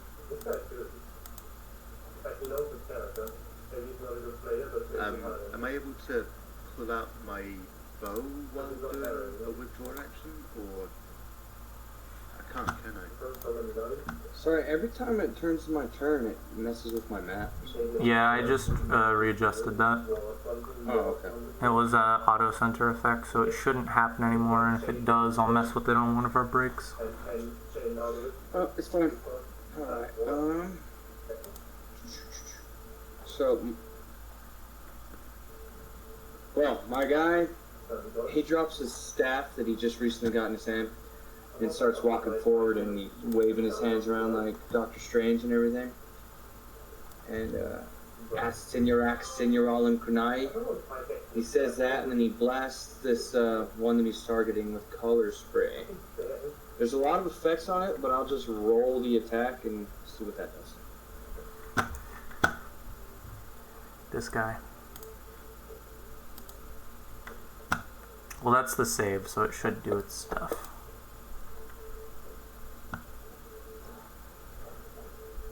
So, he failed to save, is that what it's telling me?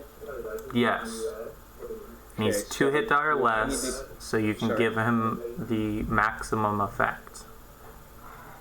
Alright, so do I just click on those? I've never done the Yes. effects tabs. You just click on the one that gives him unconscious, blind, and stunned.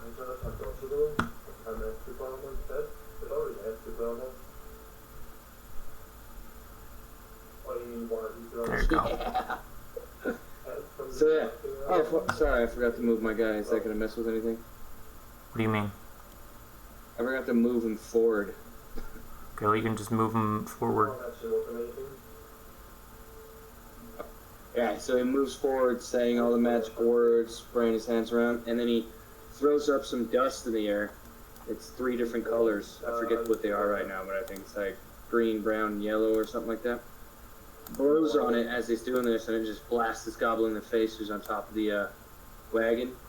Basically hits him right in the face. The goblin breathes it in just for a second, and just falls over. His big old head knocks on the wagon as he falls to the ground. Oh, sweet. How do you do that? Right-click the map. In the top left, it will say pointers where you right-clicked, and then you can draw different shaped effects, one of them being cones. That's pretty sweet. Yeah. So then when you're done with the cone, you just right-click where it is, go back to pointers, and you'll have a couple options to delete pointers.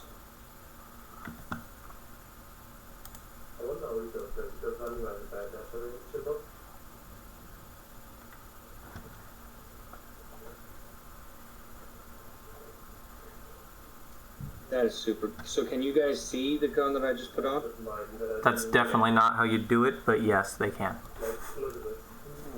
Because it starts at the edge of yours, and then it would go up to here. Because technically the 2 ways you can do the cone are hit the one in front of you in the first row, and then the 3 in the second and 3 in the third row.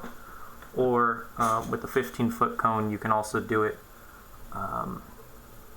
at like an angle. But we don't need to worry about that right now, so we won't. Alright, so yeah, but Melambo walks forward after dropping his meat earlier. Then he drops his staff because it barely hurt the guy. Then he says some weird mystical mumbo jumbo, and if none of you are magical, it sounds pretty cool. Otherwise it doesn't. Yeah, it sounds cool. It's not up to you.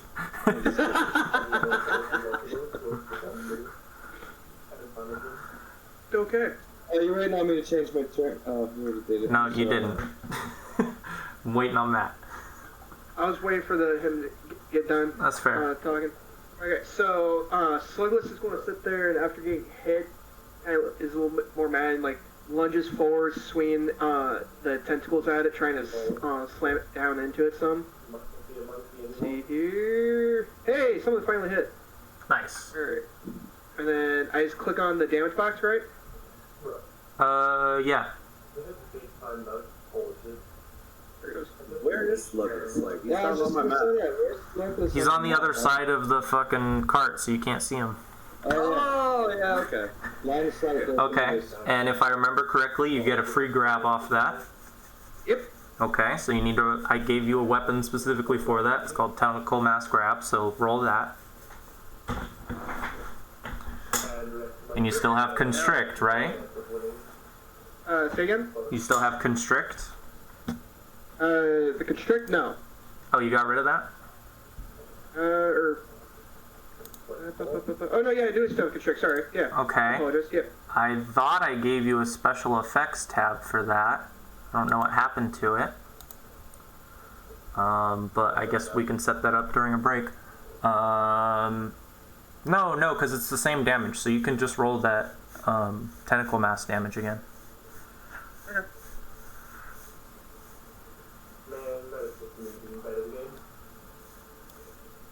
Alright, Slugless got its revenge. Description. So like it slams down its tentacles into it and all that stuff, and as it sits there and hits it, it kind of wraps one of them around like its foot to kind of get a more grasp on it as the other tentacles come up to the goblin, wrapping around its different limbs and just starts squeezing and stretching the goblin in different directions. And it just kind of sits there holding it still, stretching it with the tentacles. Okay, and we're gonna set an effect up for this, but in the top right, you'll see a little like icon of a man, little gray box. You're gonna click on that, and then either on the map or on the combat tracker, you're gonna drag the grappled effect onto Slugless and the goblin to show that they're both grappled. Okay. And I ask you guys to do this because you can delete them on your end if you apply them. You can't delete them if I apply them. Okay. So I have them both set to grapple. Okay. And then just end your turn on the combat tracker. It's in the bottom left. Easy enough. There we go. Alright, Hanamar's gonna kind of move around, so 5, 10, 20, and then 25? Yeah, that works. And then she's gonna attack the square northwest of Goblin 2 and southwest of Goblin 8. Okay, right in the middle.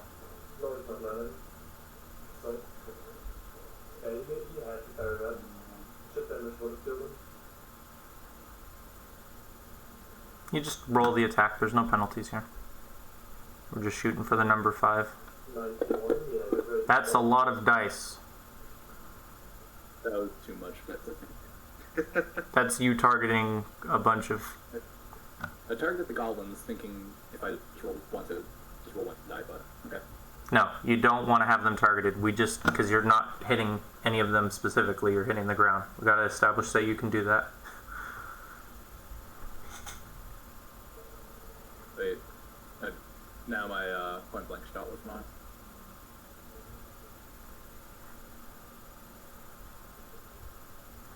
Okay, there's a reason for that. It's the way you have it set up, so I can help you with that real quick. If you hit the magnifying glass on point blank shot, you have it set up to disappear after every roll. Yeah, that's fine. I'd rather do it that way because it expires after the roll. Then what you can do is take that effect and drag it down, like the button, take that and drag it down to your hot bar so you can like quickly... I have it down there already. Okay, cool. Yep. Alright, so it's a 17 for the square between the two of them.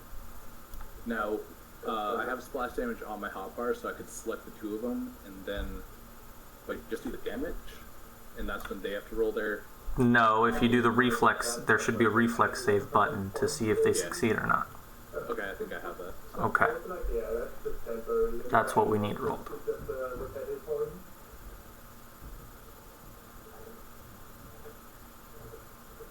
Though I'm pretty sure Goblin 2 automatically fails it. It's still good to have you target them.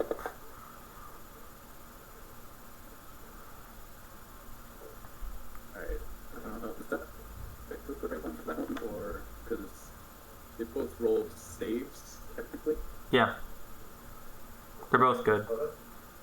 Alright, so then something might be off. Did it add the damage to them, or no? Because it should be half on a pass. Your damage button, if you click it, should automatically do the damage. The appropriate amount. Because you set it up to do half on Okay, save. there we go. Yeah, I think I missed that next turn, or last turn. Okay, cool. Thanks. And then just end your turn on the combat tracker. And you guys hear the last of the song before it begins to repeat. Just 2 lines. Burn the skin and mash the head. Goblins here and you be dead. Alright. So... One sec here. There's my sheet. Alright. Elros is going to sit there and take the halberd and kind of like swing it towards the goblin's chest and all stuff as Sluglass is kind of grappling, holding it in place. Anything special that I need to do roll for that, or is just roll the regular attack? Well, if the goal is to just hurt them, then yes, just do a regular attack. Okay. No, I wasn't sure like if there's anything special I had to do. Was all. Alright, that's and then roll the damage. So 4 damage. Yeah, you killed it. Okay. And then I guess that'll be it for his turn. Or I guess is the goblin dies and all stuff after so he pulls the halberd out of him, and then turns to kind of move towards the other one down here. Yeah, it's like unconscious on this fucking barrel. Oh. He's also blind and stunned. Okay, well I'm not gonna say that every time. Alright. So I guess it'd be what? 5, 10, 20? Yes. Yes, sir. Alright. Okay, and now you can take, after you end your turn, go to Slugulus on the combat tracker. You'll hit the effects button, and you can remove that grappled condition. Yep. I was playing around with that, saw that last turn. Cool. Alright. And yeah, I already passed turn, so it's good to you. Okay.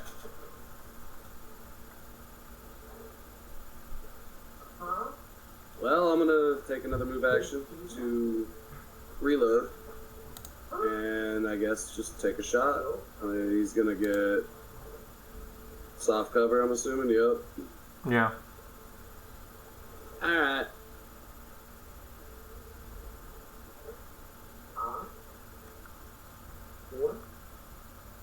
So he pops another alchemical charge in there, slams it with his rod, hefts his gun, aims down the sight, pulls the trigger.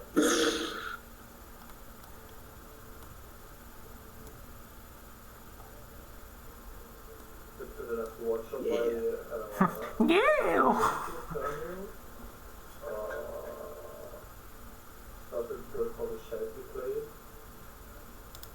Shoots him dead in the face. He's just sprawled out, like laid back on this cart, and you just see the like skin come off as he gets shot by musket blast.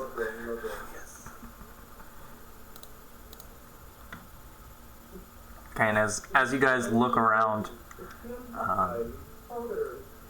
you finally, out of the heat of battle, you get a moment to look and see that like it's not just happening to you guys. These were the goblins that pounced on you, but there's just chaos going on all around you. Goblins running around willy-nilly, slashing at people with dog slicers, destroying all of these carts around you, ravenously eating the food. Just everything you could think of that's going wrong is going wrong.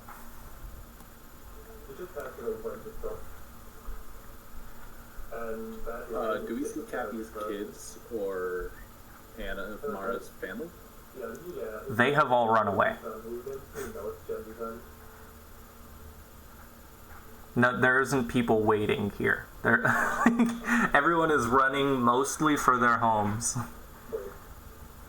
With the exception of, like the town's guard and a few key figures, like you see Father Zavas going around and healing a few people with the power of Desna.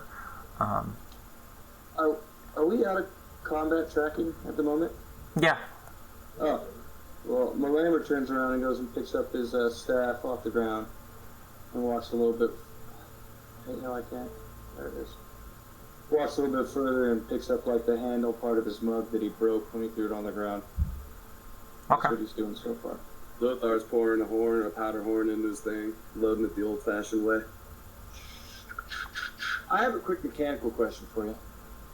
Am I allowed to have a loaded crossbow on my back or belt?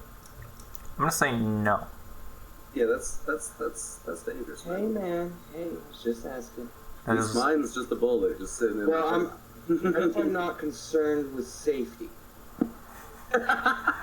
Yeah, no. I don't think there's a practical way to do that. Be like Cheddar Bob. 8 Mile, if any of you are wondering. Yeah. I could not remember. Thank you.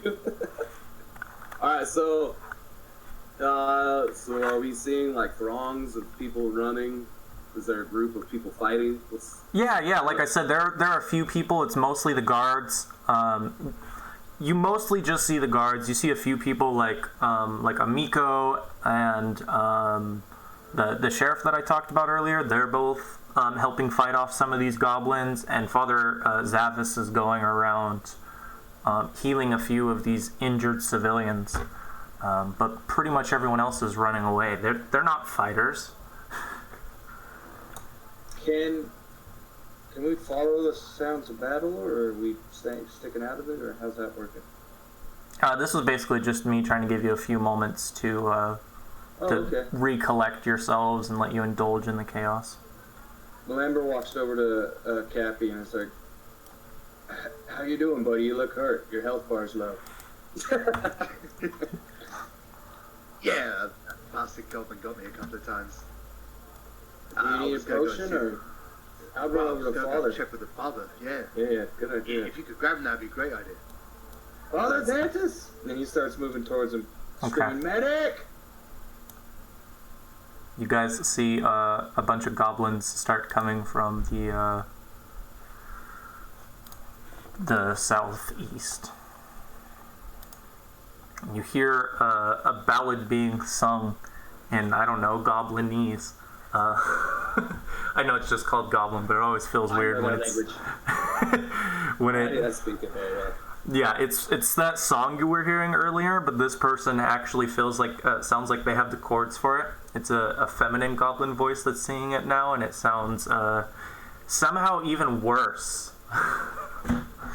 But all the goblins around seem to be enjoying it, and the goblins you see running out towards you begin like burning the basically the vendor you see them approach behind. Just lighting fire to it with a torch. Did you say that goblin was a female, or just has a female sounding voice? No, it's definitely a female. That's why it has a female sounding voice. Is she hot? God damn it. I'm just playing. You can't even see her. You just hear her. Oh, okay. The guy with the Goblin Slayer icon. You'll see the icon. She looks different than... You see some goblins down there, little pyromaniacs. Yeah, and you see like multiple torches behind from goblins you can't see. Like there's a handful of them with torches, and they're burning this cart down right now. I can't see anything. What? Well, and I'm screaming that because I'm kind of over there talking to Cappy, and then we see that, and I'm like, There we go. to the southwest, we got more goblins. He means the southeast. Yeah. So he does scream that. Do we need to re-roll initiative? Oh. No. I'm not having you guys do that. I'll just keep the old initiative. Okay. It's... I guess I'll just cast Mage Armor onto Sunless as he hears there being more goblins. Who are you gonna cast it on? Sligless. That's a touch attack, so you'd have to run up there and. From what I recall, is I'm able to just cast it through them. Alright, I'll move up there though for it. I don't think there's anything summoner specific. 15, 20, 25. Alright, I'll just pop up here and do it that way. We can double check on the break though. I don't have a problem with that. And then. So you should be able to target him and then hit the effect on Mage Armor to automatically have it set up. Okay. So control click. And then make sure you're on the combat mode on your action tab and the action display. Okay. So I'm on the action display right now. Haven't targeted and just click on gift subject +4 armor bonus. Yeah, it should be. Well, no, you don't have the right Mage Armor on there. Do you? Mage armor I had. Now you can grab a mage armor, but it won't have all the mechanical effects built into the game. Yeah, you need the Mage Armor that has a Y at the end of it. So if you look at spells real quick, there'll be, like, every spell you look up will have multiple versions. And the one that has a Y at the end of it, it's from the PFRPG spellbook. That's the one you need. Okay. It's really. Do you have your spells tab on the far right of Fantasy Grounds? Yeah, I'm trying to do all this stuff now once. I just gave it to you, so I'll just delete the old one. Just use the new one. Okay. Oh, you can do that? Yeah, I can edit your guys' sheets. I do it all the time. I've done it for literally every single one of you. Can I just send you like all the information you make my character? If you give me an absorbent amount of cash you won't be happy with. Ooh. Alright, I guess that's all I can do for this turn. Yeah. Make sure when you cast spells, though, that you use the spell slot. Because you prepared a Mage Armor. That is not how you do that. You just... what does do? You unprepared the spell. So you have to put it back to the combat mode, and then you'd click on the little dot, and that would cast it. You'll see a check mark pop up. Nope. That's... Cast one. Oh, okay, I had it on the wrong tab. You're good. Okay, I'm like, what? I just did what you said, man. Yeah, I had it on combat, not standard. That was my bad. Because combat removes things you've already used. So I'm gonna go 5, 2, 15. Fuck, how do I fucking target? You just did. You targeted 14. You just untargeted it. Look at your combat tracker when you're doing this, man. Yeah, I see it. I'm just making sure my range is good. Oh, there it is. Oh, 55. Yeah, and some of you don't know this, but we looked at like range rules not too long ago in one of my games, and unlike pretty much everything else, like diagonals don't work the same for attacks as they do like moves. So if you ever see a discrepancy where you'd normally be like, oh, that should be 60 instead of 55 as an example, Fantasy Grounds is doing it right. It's not cheating you. Okay. Well, I have a question on that. Does Fantasy Grounds take into account any of the range increment stuff? No, you have to do that automatically. Okay. Okay, as long as I have one grip point, I haven't used any. I am able to use steady aim as a fucking move action. Never mind, I can't hit. I'm gonna have to take a minus. So it's outside my increment. That's a -2, right? Yeah, -2. You're good to go. Shoot -2, but it's against its AC. But I'm gonna go for it. And you don't have it set up to be against its AC, so you either need to make... I will use my other gun thing that I have set up. Okay. So I will use that. There you go. If that one's set up to be a regular AC, that'll be great. And there we go. Move within range. I don't understand, buddy. I just used my movement. Oh. Yeah. So, I still hit.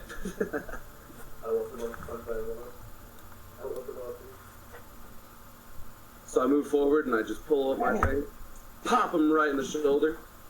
As I was aiming for, but I hit him in the neck.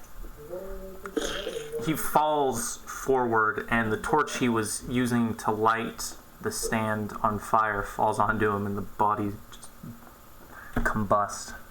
Yes. That's some sweet damage, bro. I know. At level 1. Damn. I'm just shooting great axes, that's all. Not great swords? Nah, bro. Axes are cooler. Okay, let's end your turn. Sorry, I keep forgetting.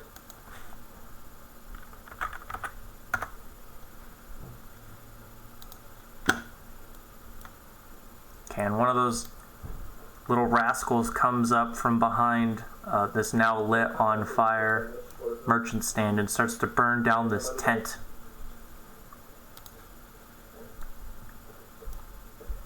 We see another one run up. What was that? Is that what the black circle is? That's a tent? Yeah, here I can, I think I can, when I'm not clicked on it, I can, actually no, that's not one of the ones I can mess with. There's some stuff I can like change the transparency of, but the tents aren't for some reason.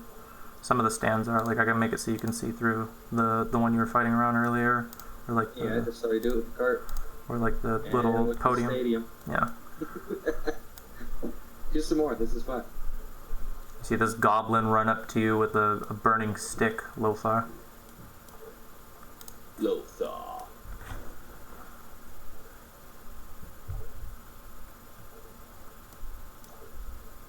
Alright. So Kathy whips out his bow, kind of steadies Move his action. breath. Yes, that was the move action. Yeah, so he kind of steadies his breath, kind of fight through the pain of being stabbed twice already. And, yeah, it's kind of fucking most arrow on goblin number 6.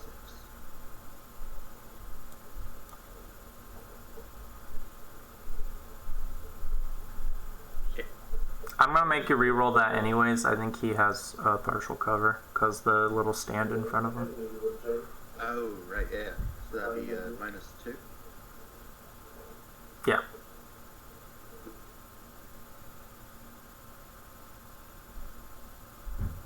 Fuck me. I mean, you tried. Did try. And then coming around the corner, you just hear, and I will always burn you. Yeah. Obviously in Goblin. Fluid.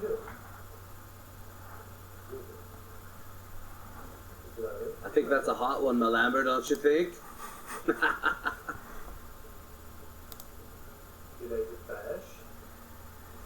She has like purple lips and a purple tongue if you're interested in that. It is a she. I mean, if that's what you're into, I'm not here to judge. No, but it is a she, and I can tell that from this distance. I mean, the voice, yes, the voice is what gives it away. Could be a castrated male. It's true. Anyways, I'm just playing. Whose turn is it? It's the goblin. She's still moving. Have her come up here. And she's just going to keep singing. I think that's the idea here.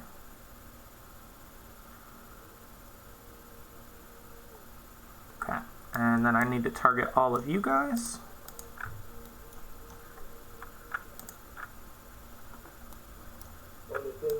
Man, what are you doing? I mean, she's a bard, so she can use bardic performances.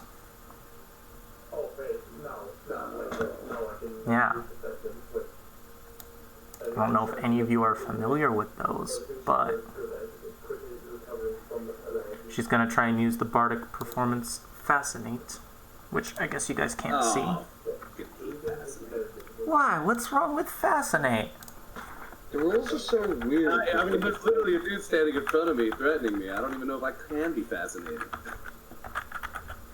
It's... If you guys have a problem with bards, I won't use them in the future. But this. Oh, I don't mind it. It's just fascinating. I won't keep rule. Agree with that statement. I like bards. I hate bards. No more usage. Dude, you know that fascinate rule has been fucking debated through the centuries. Yes, through the. The centuries of Pathfinder. The only reason I'm like, not like, I'm literally being threatened by a dude. But so wait, we have to roll will saves and such, right? Yeah, actually, in this case, you will. But it's not a hard. It's not a hard will save. Is that for everyone, or because I don't see where this thing is? No, it's gonna be. It's language dependent because she is singing, so it'll only be for people that speak Goblin. Yeah, when I said new Goblin, I was joking.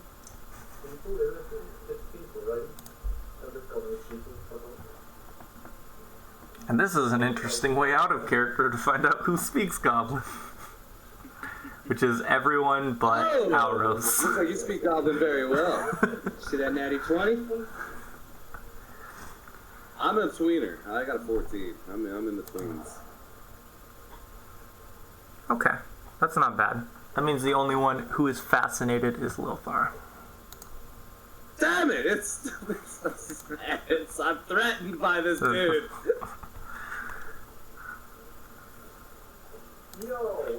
Okay, and that's the end of her turn. I'll throw that over there for you in a second. I was gonna say, do I have to do that? Because I do not know how to do that. It would technically be better if you did, so I can just tell you how. Under the effects in the top right, there is a fascinated button you can drag onto your token or onto the combat tracker where you are. Ah, I see.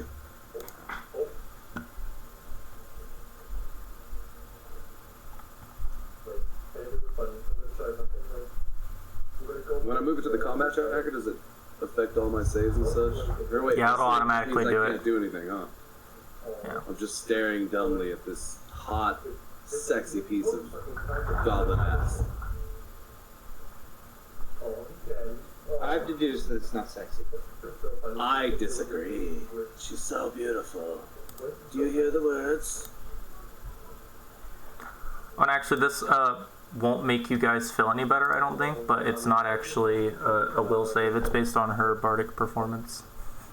Oh. Yeah. Which she surprisingly doesn't have as a class skill. Totally makes sense. I mean, I know bardic performance isn't a class skill, but we'll see. Yeah, so we don't need to worry about anyone being fascinated because she's trash at this. Told Okay, you. so how do I remove fascinated from my... Combat tracker, effects button, delete.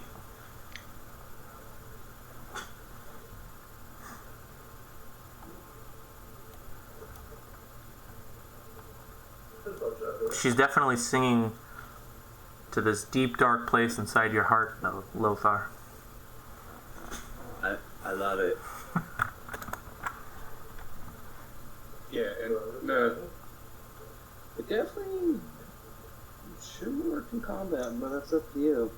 Because in the fascinating thing, it says the distraction of a nearby combat or other danger prevents the ability from working. I know. I read it.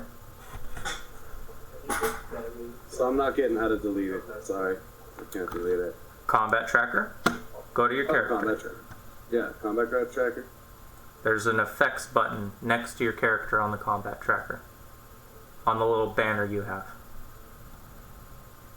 There it is. I see. And you can go in there and delete it. Perfect.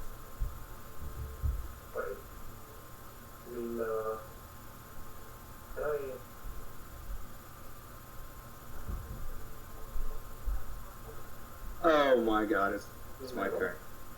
My bad, guys.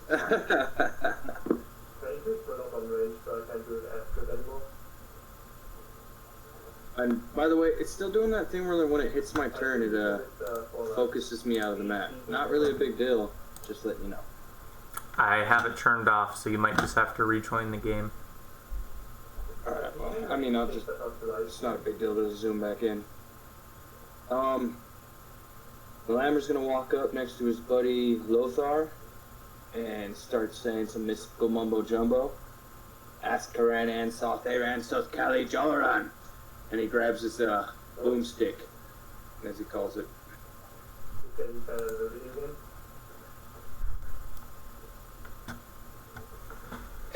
And oh my god. Sorry, I don't have that spell ready. Can you say what you mean? I don't remember what I'm doing in the matches. How did we figure out that large person works on projectiles? We agreed previously that it doesn't, because when it leaves the bullet, or when it leaves the character, it doesn't stay enlarged. Yeah, it's rather useless on me.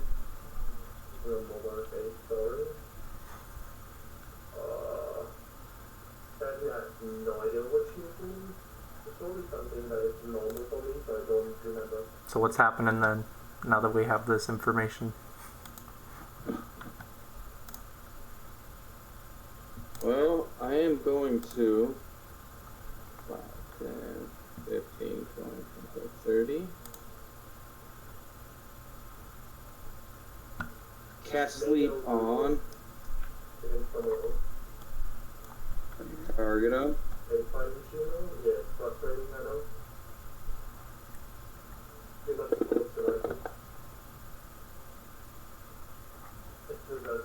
And now you should be able to automatically apply the effects. Okay.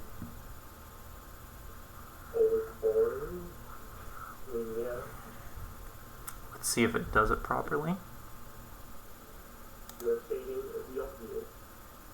Yeah, that's what I'm looking at, because I got an effect that says sleep helpless. So, if you have a spell that has Okay, never mind. tiered effects, yeah, Sorry. you're going to have to target them differently. Yeah, I think I got it right there. So I go up, ask Karan and Saltheran, South Kali Jalaran. I pull out a little magical component and throw some dust on these people. One of them falls over and just starts snoring. Goblin Pyro 6. The other one just kind of shakes it off. The bard.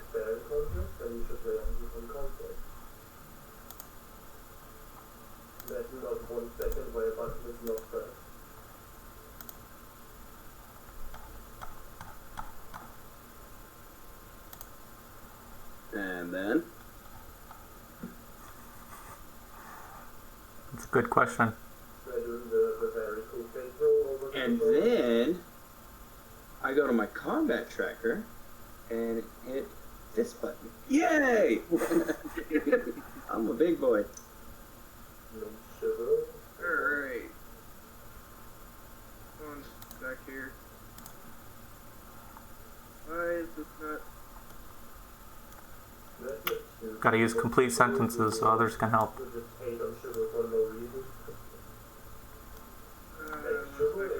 My computer's fucking with me right now. Give me a second. There it goes. Alright.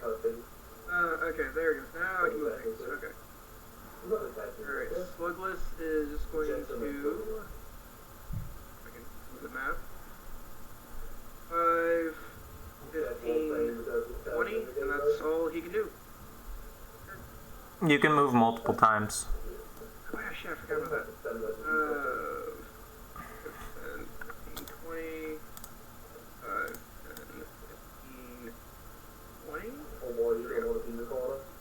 10, 15, 20? Yeah. That's it.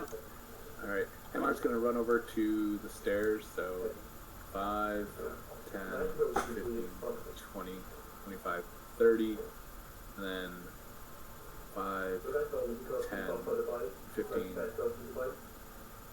20, 25, 30. There you go. Oh, yeah.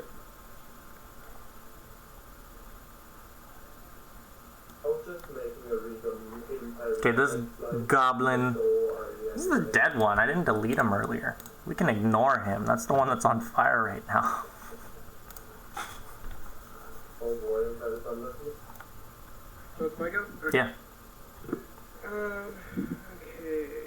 You guys probably see like a goblin. What you see is like a goblin leap off a rooftop to try and land on like a victim down below, but it like misses and breaks its legs. Here. And that's all I got. Just moving down. Okay. Well, I'm gonna go ahead and take a move action to reload. And then I'm going to take an attack of opportunity. Yes, doing that. I believe reloading is an attack of opportunity. Unless you have a feat for it. I don't. So take Didn't your think attack. so. Wait, what are you doing? Because you can always try to tumble. I'm reloading. I can always try tumbling, but I wouldn't do it if I were not very good at it. Okay, So- it like lashes out at this torch with you, but I mean these aren't very organized goblins. No. I kind of lean back as the torch comes across my face as I slam my rod down and I just laugh and I put the gun right up to his face and shoot. There's no minuses for shooting right next to me, right? Just an attack of opportunity. Yeah, it would just provoke, but he But I reloaded, so he doesn't have combat reflexes for real. nah. Oh shit! That's a misfire and a fumble. Well, you didn't target him, so it's not. Oh, you lucky. Oh my god! I love your rules. Everyone says that until they roll a nat 20 and have to re-roll. That's happened to me. My rules are neither good nor bad. Instead of having the gun misfire and jam, the bullet goes right in the douche's throat. Die, goblin scum! This is the alternate reality where you don't get a second scar. Right? Alright, yeah, right in the throat. I think he has a thing for throats, guys. I really do. Don't we Oh all? boy. Miranda, every time his gun goes off, by the way, is looking back because it's loud and obnoxious. He's just like, wow. And goblin heads are usually exploding, or their throats. So. Cappy's gonna limp around everybody, reposition himself, and he's gonna do his bow at the goblin bard. Okay, and I'm gonna give him the partial cover. Wrap up to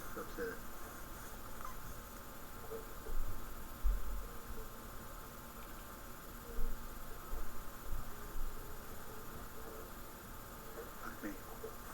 Alright.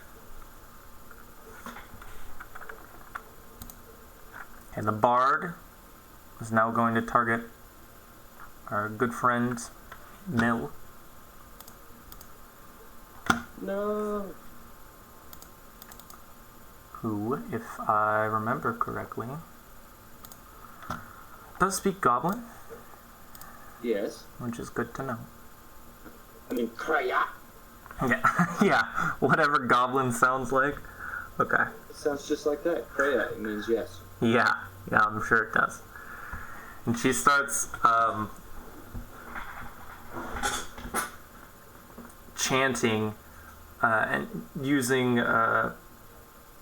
some kind of archaic form of goblin you don't quite understand as she warps a tiny piece of fruit from the vendor behind her that like burns up in her hands. And then we're gonna make you roll a die. See how it goes. You can't see it because it's on my end, but oh no, you can. Okay, that's cool. It just you can't see what she cast. She was using hideous laughter, by the way. Though, right? That's what that means. Yeah. So you don't have to worry about it. You're not gonna burst into hideous laughter. Ooh, that's a good one. No, I'm serious about this. She tries to hit me with that, and I just not even grin at her, just straight face stern. You can't do that. Trying to use magic on me. Fool. I can't hear it again. I'm Goblin. serious. Goblin. So you need to turn it off. Then turn it off. Okay, I'm sorry about that. It is the end of the bard's turn. No, she needs to move because she's not a dumbass. I don't know if I have the places or not. I'm just gonna move back here. Or if I just, She runs behind the tents. Give me 1 second. Zooming back in.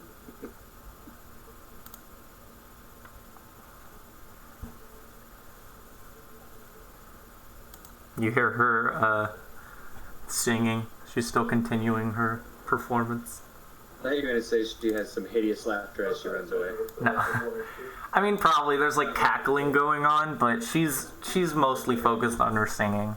She knows her job. Okay, so this guy that I'm still targeting, he's still asleep, right? Yeah. Do I need on my end to make any modifiers for that? Yeah, because you're going to be, I mean, it depends on what you're doing. Because there was cover in between over them. here, and then I'm gonna throw my staff with Hand of the Apprentice and try to bonk him right in the head. Then, no. So just roll it like normal? Yeah. Okay.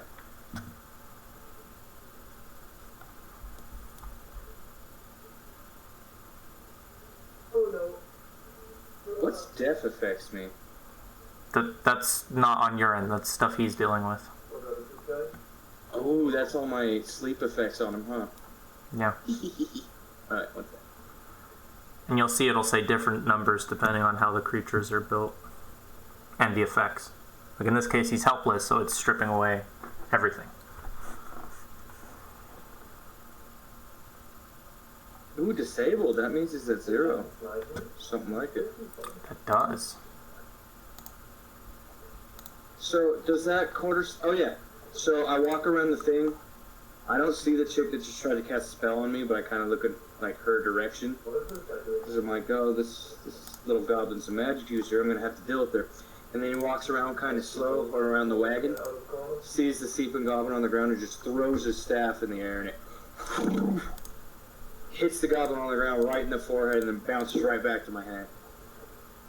Draws some blood, messes him up. That's about it.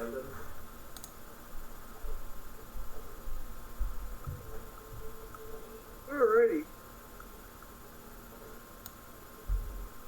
I don't.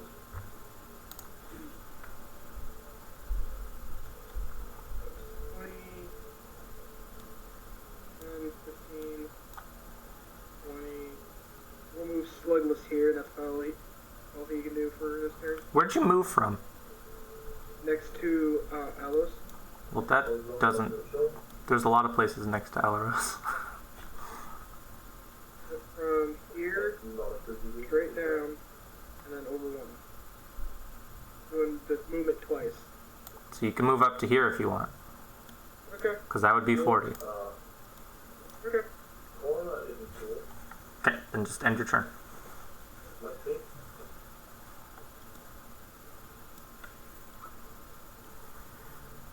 Alright, Imara's gonna take the 5-foot step forward, and then she saw that bard run behind the tent. She can kind of see it from where she is, so Yeah.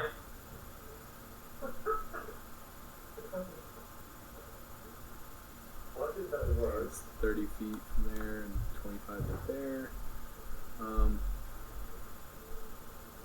Should have got a bomb So checker. She's gonna reach down to her side and pull out an extract and cast Bomber's Eye on herself. Okay.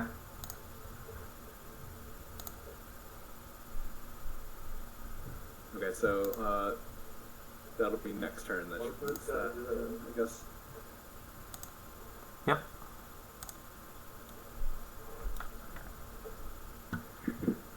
So I guess Alros can know right now where the bard is if, you know, Slugless told him.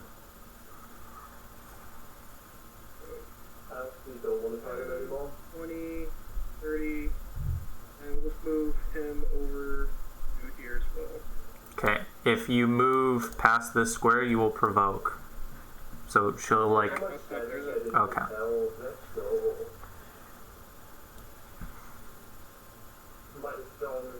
Okay, I'm gonna go ahead and Go see what your friends are doing. I'm gonna move right here, and then I'm gonna take a standard action to reload with a regular bullet. There we go. That's my turn.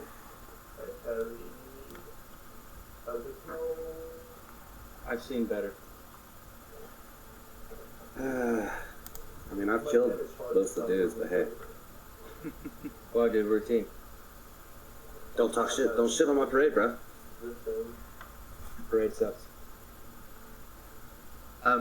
Is there like a little bit of high ground somewhere? If you went and got on the stage like Anamara did. Okay, cool. Or a wagon or any of that. You can just jump up on her. Yeah, I'm gonna say you can't with the tents, but if you wanted to get on, the only wagon close by though is the burning one, or the stairs if you want to go up to the stairs. That's right. Douglas is gonna take a moment to try and discern whether or not there's more goblins around. I mean, closer. Not Douglas. Sorry, Kathy.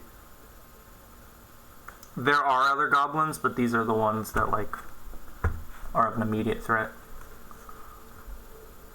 Okay, so just trying to work out whether or not we'll get some breathing room after we've killed this one. That's hard to say. Okay. Well, just gonna play it safe and end my turn then. Okay. Bard 5-foot steps. Targets its friend. And is going to use Cure Light Wounds.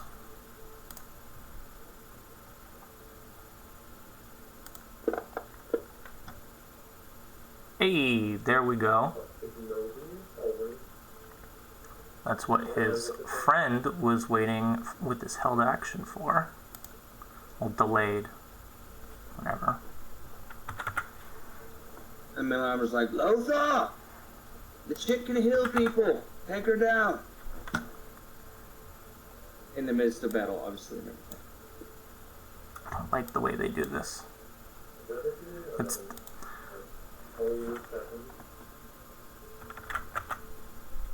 There, I have to give it a weird number. Here, I'll give her...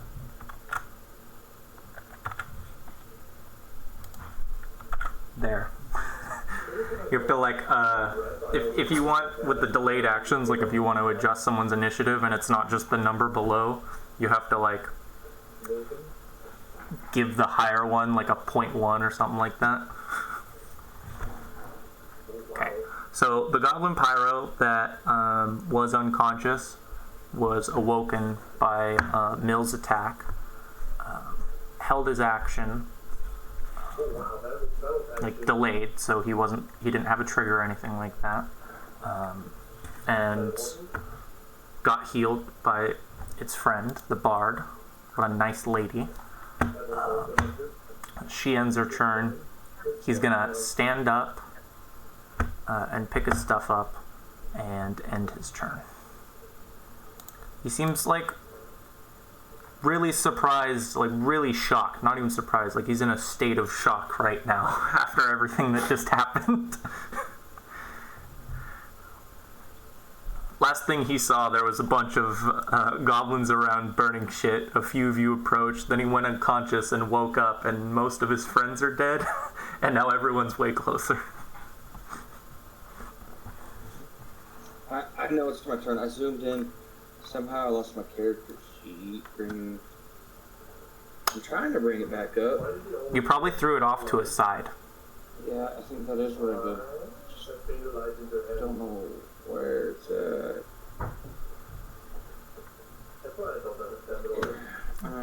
What do you need your sheet for? I'm trying to move over to Cappy. Milamber. He's gonna be like, God damn it. Or Gods be damned. And he leaves it because the guy he's just trying to take out and everything got back up. And he walks over behind Cappy. I'm trying to throw a large person on him, but I did something with my character sheet. Okay, well, if you can't fix it, then I can put enlarged person on him and finish your turn, and you can back out and rejoin. Alright, okay. That works. But yeah, he walks over there, his ass ran out, saw they ran, touches his shoulder, and then Cappy gets big. Assuming Cappy's willing to accept the enlarged person. I'm gonna roll a intimidate check to make him do it. Just kidding. Alright, my turn's over. Are you cool with that, Blaine? Is Cappy okay with it? I mean, I guess he's a little bit shocked. He's pretty badly wounded. Doesn't really plan on running in. But, yeah, at least he looks scary now. Okay. So, Easier to hit. I want to see if you can do this on your end, Blaine. Let's go to the combat tracker. You don't have the option to adjust size, correct? That's not one of the buttons? Nope. Okay, so I can adjust your size. Is it an effect in the spell? No, I mean it does all the mechanical effects, but it doesn't change his token size. Oh, okay. So I have his token size changed now. So that green outline is now his new token? Yeah. And then if you hover over him, you can see his reach now. Ooh. Damn, you can already reach that one goblin. Yeah. Maybe it was a good idea after all. Oh, yeah, I'm a wizard. Everything I do is a good idea. I'm really smart. I went to school. I'm still in school. Freaking smart. I'm freaking smart, man. I'm mad smart. Alright, so Alright, I'll be back. Am I good to go for Slugless? Yeah. Okay. Alright, I guess move here, and then am I able still Slugless to this time still take the attack action? Yeah, why wouldn't you be? It's just me making sure. Yeah. Yeah, you have a move action and a standard action. Those are the two main ones. So you just move the 5 feet, and then standard action to attack. Just make sure you have, the bard targeted. Yeah, okay. Oops, I have to target there. Oh, there we go. There we go. When I first saw this encounter, I was surprised they threw a magic user at you in your first piece of combat. I know, this is kind of insane. Just needs a bullet to the head, bro. I don't I'm have on a it. bullet.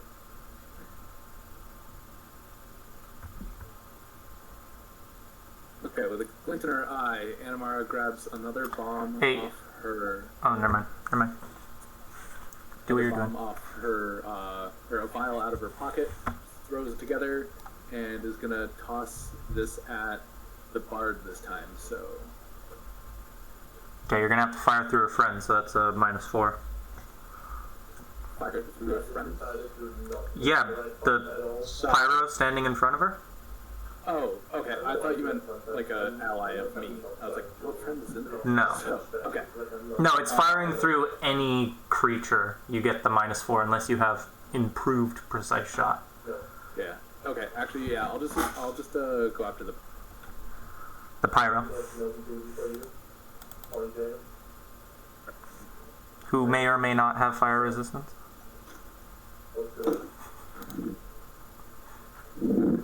I mean, probably not. You did see one light on fire just a few moments ago. You see a red arrow from it? I'm trying to figure out what Yeah, if you hover over yourself, the arrow is pointing at who you're targeting. So you're targeting the Goblin Bard right now.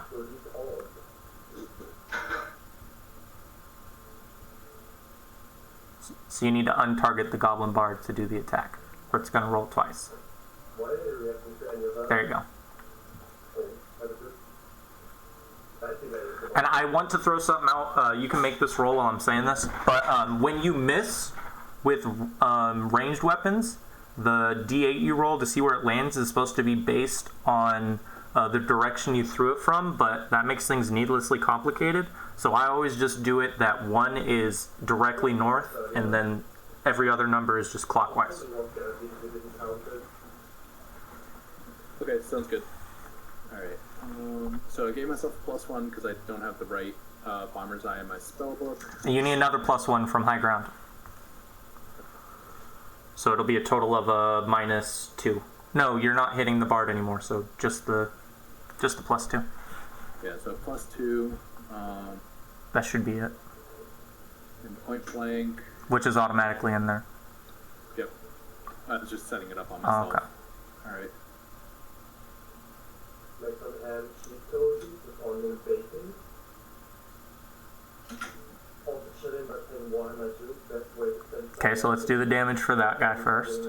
And then you will retarget the bard and do the save for her. Turns out he's not fire resistant. In fact, he's very flammable.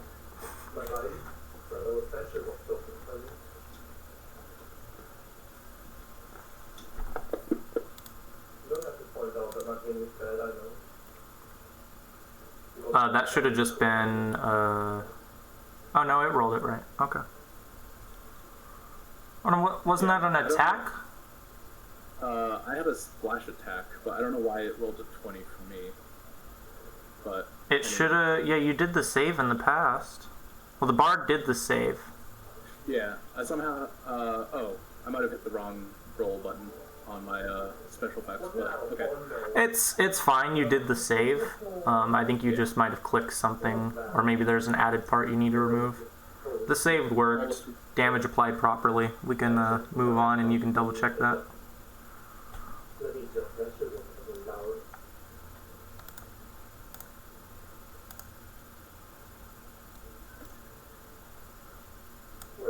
Matt? Sorry, I zoned out there. Okay, so 1, 2, 15. And then we'll go for. He's going to sit there and take the halberd and kind of swing it from his right, going up towards the goblin. So Make sure you target. Yep. Thank you. Oh, and that would have only been 10-foot movement because you can do diagonals. Okay. And then roll. Hey, hit. Alright. Nice. And then go to roll damage. And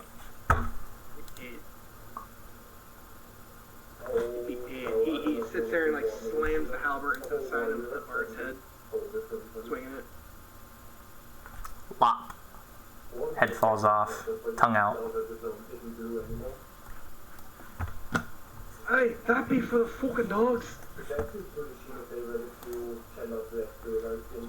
Lammer's looking around, seeing if there's any more immediate threats in the area, and listening to see where the battle's at. There are a few goblins about, like I said, like they're not all done, but Father Xantus rushes up to your guys' side, specifically up to Cappy, and he says, I thank you for all you've done helping us fight the goblins. Please let me help you with your wounds. And he's gonna, I'm just gonna roll a couple d6 for everyone. Hopefully as you all gather around, as he's like trying to talk with you guys, if you could all like gather around Capri, that'd be great. And because I don't have a character sheet for him, these d6 I roll, you'll just be able to take it off your wounds on the main page of your character sheet. Okay, so I'm pretty sure that brings everyone up to full, unless I don't think Capri took that much damage. I don't even think he. Cappy? Yeah, he can't even take that. So everyone, just remove all the wounds off the main page of your sheet. Hey. Does my spell increase the size of everything? Yeah. All the things I'm holding. Alright. I think that was. Oh, everything. Yeah. I want to try this out with Amico, but I don't want it to be disruptive. Well, I'll tell you what. My wife is going to be happy tonight. It won't last that long, buddy, but you come back to me. What are you trying to say? It doesn't say your bigness won't last. Oh, the bigness! Right! You guys see a bunch of goblins come up from the southwest as you're talking, and it looks like one of them is like murdering a dog as you turn around and notice them. There's a very fancy looking man cowering behind one of the tents that hasn't caught fire yet. You see the goblins start to move forward after this dog dies that they were hiding from. Are we able to act? Or... Yeah. Oh, okay. Yeah, Cappy's gonna run over shouting then, I guess. We're actually gonna still operate within initiative for now. Oh, okay. Yeah. This is basically, we're gonna have like 2 more rounds go by, so is there a way for us to, we can edit the duration? I'm just gonna take 2 rounds off it, and we'll just continue from the top of the round. Technically it's round 6 by now. That shit is not good. And he gets the bad character that is just constantly in his face. And one of these goblins, you can't see what he's doing, but he runs up, does some shenanigans I won't inform you about until you see them. Alright. 5, 10, 20, and then this would be 30. How'd you do those diagonals? You were there? 5, Yeah, so I went 10, 15, 5, 20, 25. That's 25. 30. There you go. Then,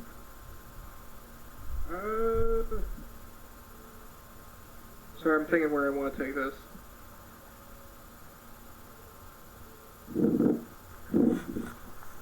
I assume move up and get ready to murder things? I'm moving there and I'll pass. Okay, if I went straight down, is that table with what looks to be like quivers, is that going to affect me? Difficult terrain? No, I normally like try and not worry about the background stuff unless it takes up a little bit bigger of a square. Okay. Not a whole square, but more than that. Like that's why I made the meat cleaver be partial cover. The table with all the meat cleavers. Oh, I got you. And swords and stuff. Alright, so this guy's gonna get soft cover. Who you targeting? Thank you. I am targeting Goblin 3.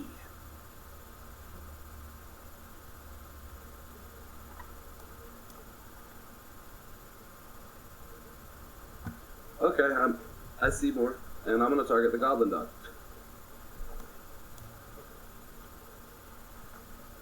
Okay, we'll roll your attack, and then after that, I'm gonna have to try something. Okay.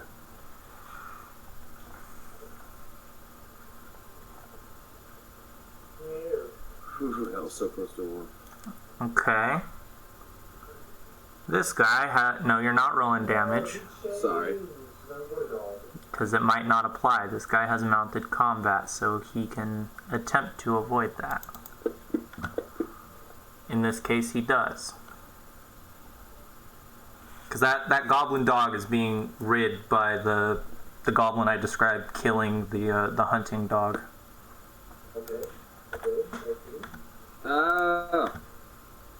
Son of a bitch. That's why they're kind of stacked. You see, like, yeah. It's not quite on its tile. So for those of you that don't know, mounted combat is a feat that you should get if you have a mount. And once per round, when your mount is hit in combat, you can attempt a ride check to negate the hit. And it's negated if your ride check is greater than the opponent's attack roll. He rolled a 28, so slightly higher than 14.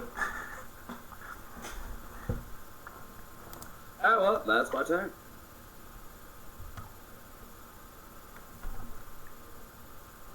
Okay, just end it in the combat tracker. Sorry.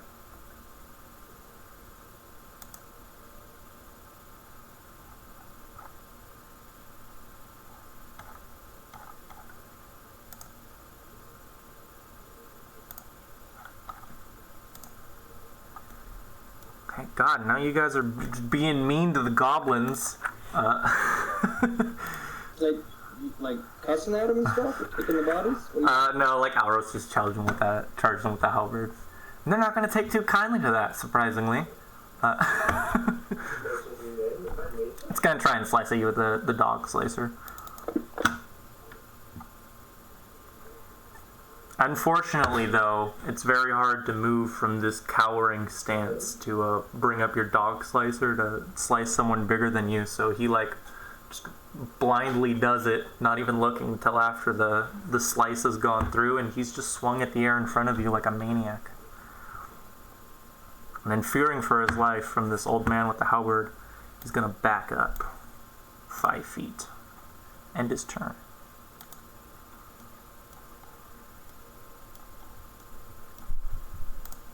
Get in there, Cappy. I'm getting in there. Cappy is gonna drop his bow and gonna run over to there.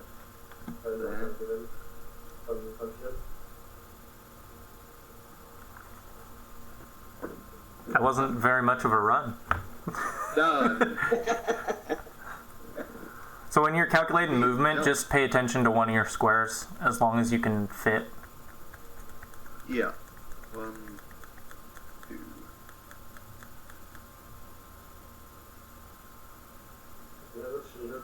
Oh, I'm actually gonna have to proper run. Okay. Yeah, I'm gonna take the run action then to get over to. Yeah. Oh god. Yeah. Okay. Just so you know, you're using a double move. The run action requires nothing to be in your way at all at any point. He knows he's using a double move. Yeah. Okay. Just set up a run. Well, it's the same way I called it a jog earlier. There's no jog action.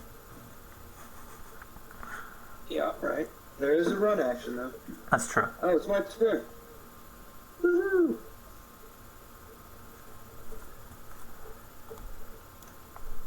I just love the idea of a giant Cappy just running through the streets. This is the first time you've ever been magically enhanced? As Cappy, yes. Yes, that's what I'm asking. Alright, there's so many people over here I couldn't see earlier.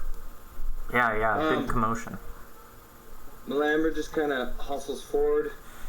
He's like in a hurry, but you can tell like nothing's fucking with him. He's been pretty cool, calm, and calculated this whole time.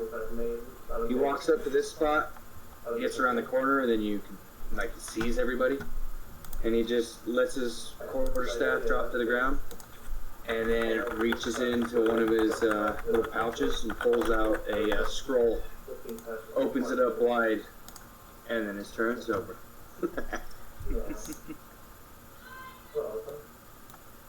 And that would mean that I should hit that button on the combat track. 'Tis true.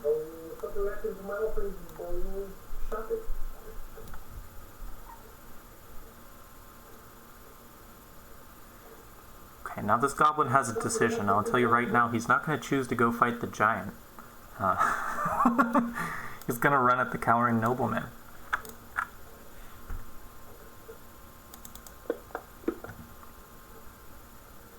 And end his turn.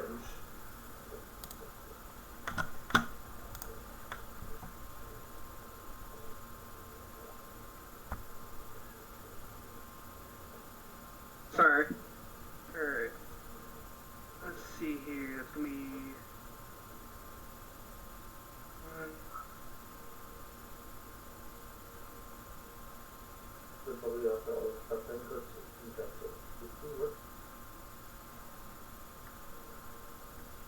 I'd be moving Slugless to there, and that would be it.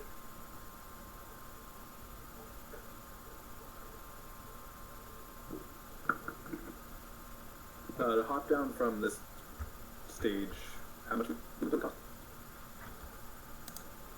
You're going to give me an acrobatics for that. Could I just get down as a full move action? If you want to just do a full move action to get down, I don't have a problem with that. Yeah, I'll do that.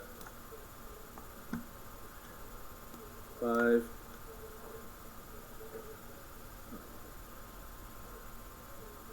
But if you want to move more, it'll just be part of a regular movement. and... Well, I was just going to use my standard action to run the rest of my move. Okay. Double move. I'm okay with that. Okay, move action, get out. And 5, 10, I wonder which ultimate that I can use this time. 15, 20. Optimal player. How come you're not going to take the acrobatics chance? Are you really worried about that? She's just timid and didn't want to try and jump. Okay. That's fair. I think I can get to here for 30.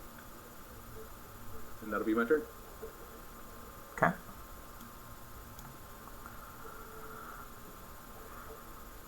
So this is weird. The mounted combat, for those of you who haven't used it before, the initiative is set up for these two creatures as different, but it's actually not. Their turns happen simultaneously. They would have gone on the Goblin Commander, so I just adjusted the initiative for that.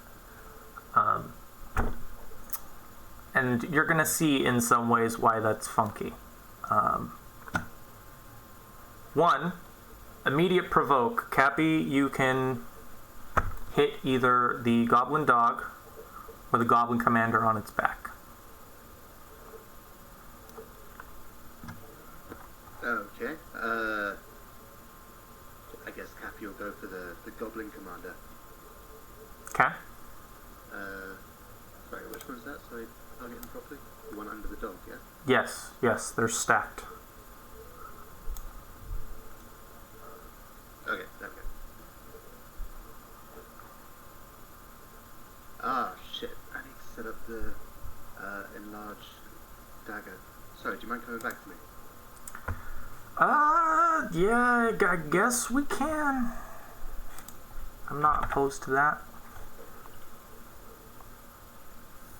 Oh, and for those of you that don't know, for most of the enemies in here, I do randomized HP. Occasionally I use the one good thing that came out of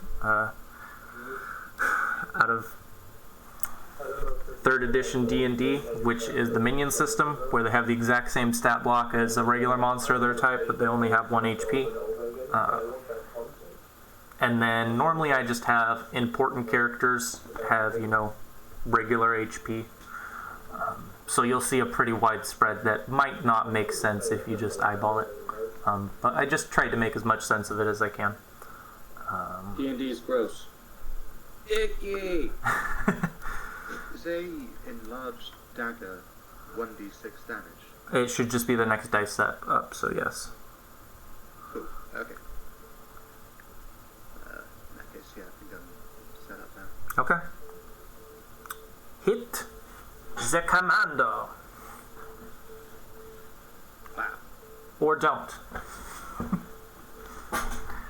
Okay.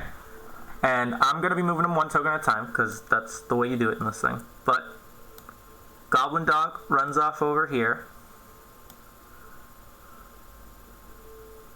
Let's see, he was here. 5, 10, 15, 20. As he's moving, the Goblin Commando is going to shoot at Cappy.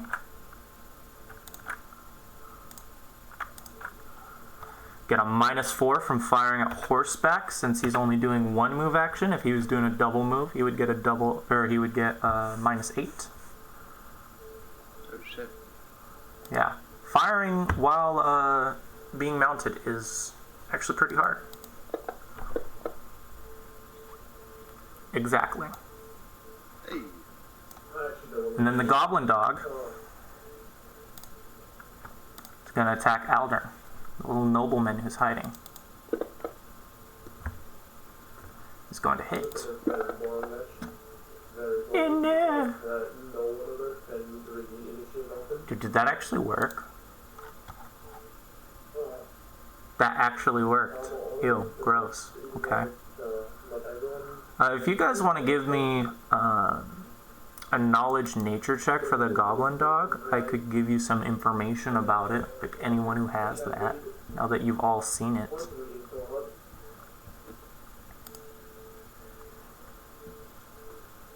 Okay. This one's just for everyone real quick. And you don't need to roll if you're untrained. I just assume you get 10, because that's the best you can get. That's just common knowledge. No, I put a point rank into knowledge nature, so yeah. So that's what I was Oh, okay. It said untrained, not... Yeah, that's Yeah. weird. Are you NMR? Yeah. Huh. If you put a rank in there, not say that. I don't know. I would call it knowledge nature nature. Huh. Okay, so these mangy canines have a flat-nosed face, beady eyes, and protruding teeth that look kind of like a rat. They're like grotesquely large, and very uncreatively, they're named goblin dogs. Even though they don't really have anything in common with dogs besides, like, I guess the same general shape. They both stand on 4 legs, have a tail and a head. Do you have a picture? You should... I guess I could send you one here. If you want to... Oh, bam. Look at that. Ooh. So it's a big chihuahua. No, it's a rat. Right? That word makes sense. The giant naked mole rat. But, Cappy, you know that Ew. their bite causes basically an allergic reaction to non-goblinoid creatures. It's not anything like too crazy, but it's like a large itching rash that'll come from any kind of bite you get with them, and it can be pretty harmful, but it doesn't last very long. Like, unless you get bit multiple times, you should be fine.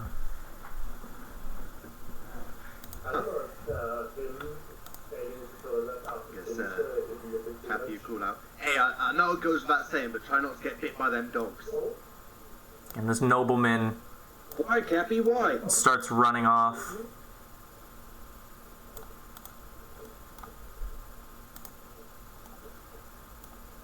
And the goblin that was chasing him isn't going to do that because now he'd get hurt if he did. I'll move over That was here. like typical nobility shaking his head. Wow. He's going to try and hit Cappy. You're the biggest thing he's ever seen. That's what she said. Except for it was a guy. Okay then. Alright, just gonna go boom, boom, that way, so I'm not in the way of being possibly freaking shot. Yeah, it sucks. That monkey's getting in my way. And then I'll go to swing the halibut down upon its head. Does it happen? No. Man, that was a good roll, too. And rip. Damn. Alright, well, I'm gonna make, shit, I have to load my gun. Is it soft cover from here, I'm assuming? Because he's a big old giant. Who are you trying to in my shoot? way. No. It's hard cover. Yeah, if you're trying to shoot any of these guys, soft cover is going to be provided.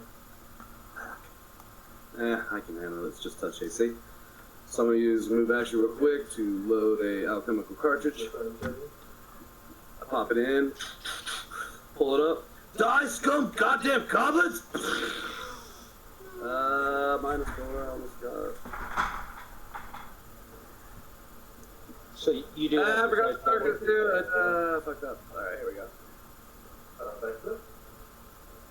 Working at the tender.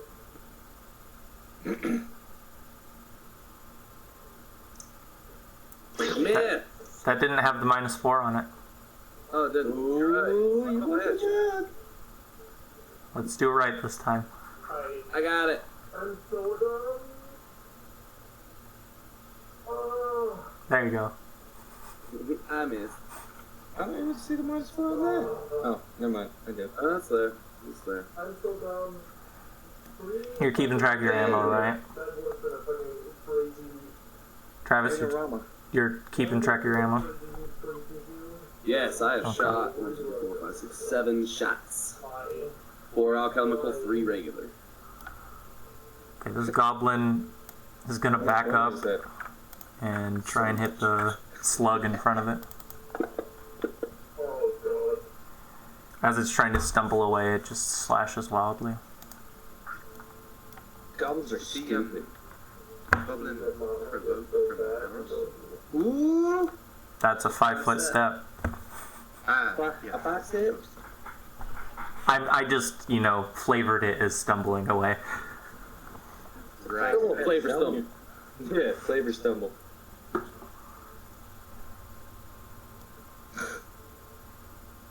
I suppose Kathy will take a 5 step to the side, noticing that people are trying to shoot over him. And then he's going to bring his giant dagger down on this goblin's head. Hopefully he'll be good. Nope, still have not hit anything. Shit. This is shit. Dagger's like the size of the goblin. It's just hard. He keeps ducking and dodging. Like you can bring a horse to the water and shakes his head. And it's his turn. Damn it.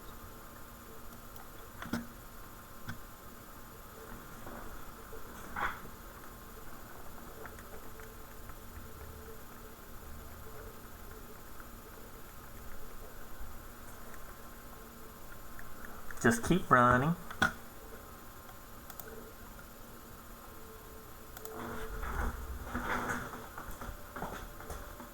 Do you see my little circle of death right there? Oh, shoot.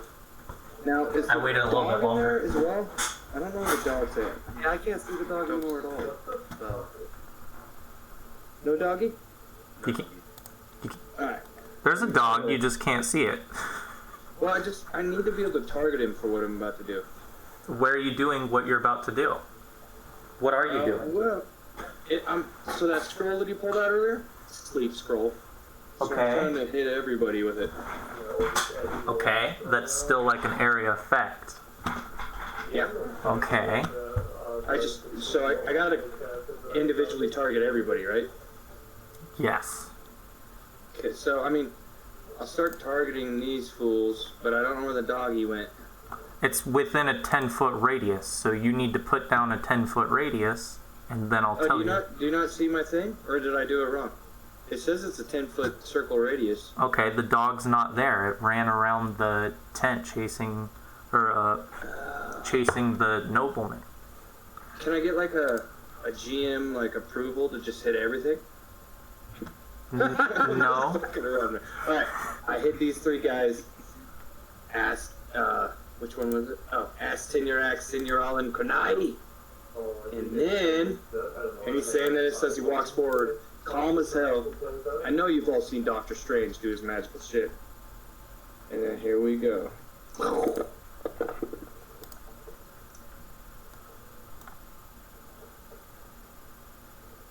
Dang, are you serious? So that means one person didn't get hit, right? Oh, whoa. it looks like they all fell asleep. Oh, shit. I tried to hit Cappy? And you got Kathy. Who's still targeted? Okay, you're not doing. I'm to do it over. That's not. Yeah, you need to re-roll, but you need to target different people. This is line of sight based, and this is the 10-foot cone you drew or circle is not how a 10-foot radius works. Okay. A 10-foot radius is a square of 10 by 10, and then so the then 2 the circles that stick out in each cardinal direction. So imagine like Benji's spot, and then the 2 squares that stick out in each cardinal direction from him. That's a 10-foot radius. So does that square I just drew work, or? No, that's not even lined up with the fucking map. Well, I know, because I'm trying to. You have to by have cheating. the 10-foot square has to be like Cappy's highlighted square. Yeah, That is what he's saying. yeah, it'd be like that.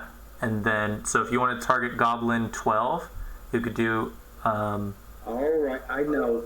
Alright, I'm sorry. pretend that's like the top right of Cappy, so you could do, you could target those 3 goblins that you were talking about, but you'd also have to hit Cappy, so, Oh, well, if that's the case, I'll totally do it. okay.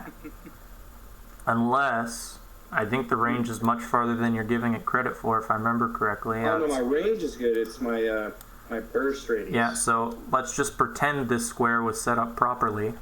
and it just hit the 4 that it encompasses, like mostly, then you could hit those 3 that you rolled for and not hit Cappy, but you'd need to re-roll.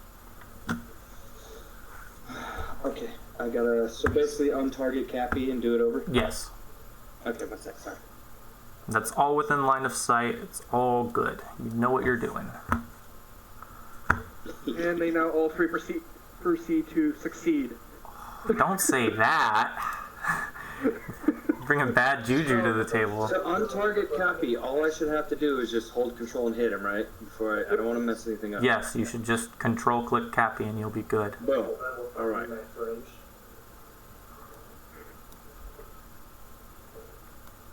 I'm not sure if I could have detected that.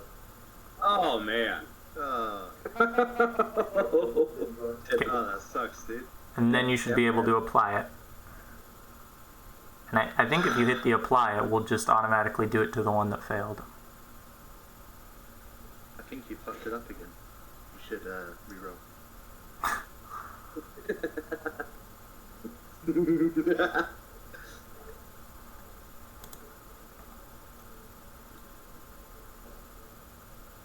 Alright, so I hit 1. Yeah. God. Well, whatever. So I move there, use the standard action, burn up the skull, just like disappears in my hands. And then I use a free action and be like, Cappy, kill the fucking other 2, man. Come on, let's go. Thanks. Didn't think of that. Okay, GM, I'm not gonna lie. I'm trying to stall because I can't find my combat. Oh, I fucking found it. There we go. Don't worry, everyone does it. Your wizard's out of spells. What are you guys gonna do now? Oh, that was a scroll. I got scrolls. They just take forever to get out. They don't know that. I don't do that shit. They don't. I burn up money. They don't know that. That's true. You brought it up, but I know most people weren't paying attention.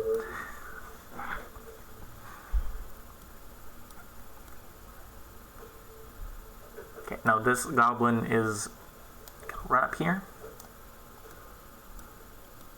And run again. Ah! Chasing after the That nobleman. sleep spell would have went off the way it was supposed to. God dang. That's battlefield control, boys. Alright, Slugless is just going to go for the tentacle mass and just try to hit with that. Actions, mass. Alright, so. Yeah, let's see here.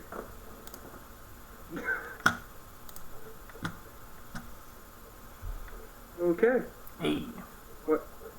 So it went twice, or?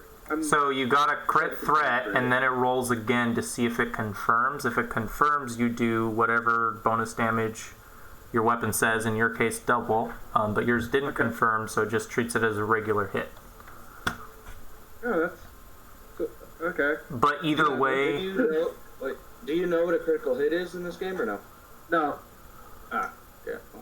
That's why I was like, oh, sweet. Okay, so there's I was like, oh, not quite. Oh, wait. There's a critical threat range that every weapon has. In the case of your tentacles, it's a natural 20. So when you roll and you get a natural 20 on your 2 hit, it's going to roll your attack again.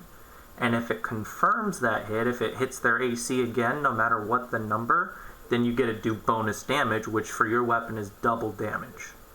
Gotcha, okay. Now I understand, okay. Alright, And- so yeah, he's going to go and then just roll for damage, right? Yeah. Either way, you'd end up rolling for damage, because Fantasy Grounds will automatically factor in if it's a crit hit. Gotcha. And it did.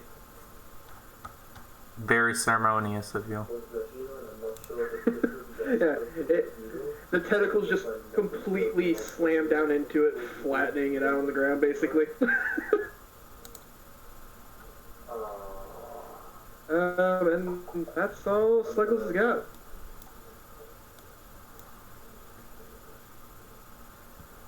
Alright, seeing this goblin go behind her, and Amara's just gonna toss the bomb at Goblin 6.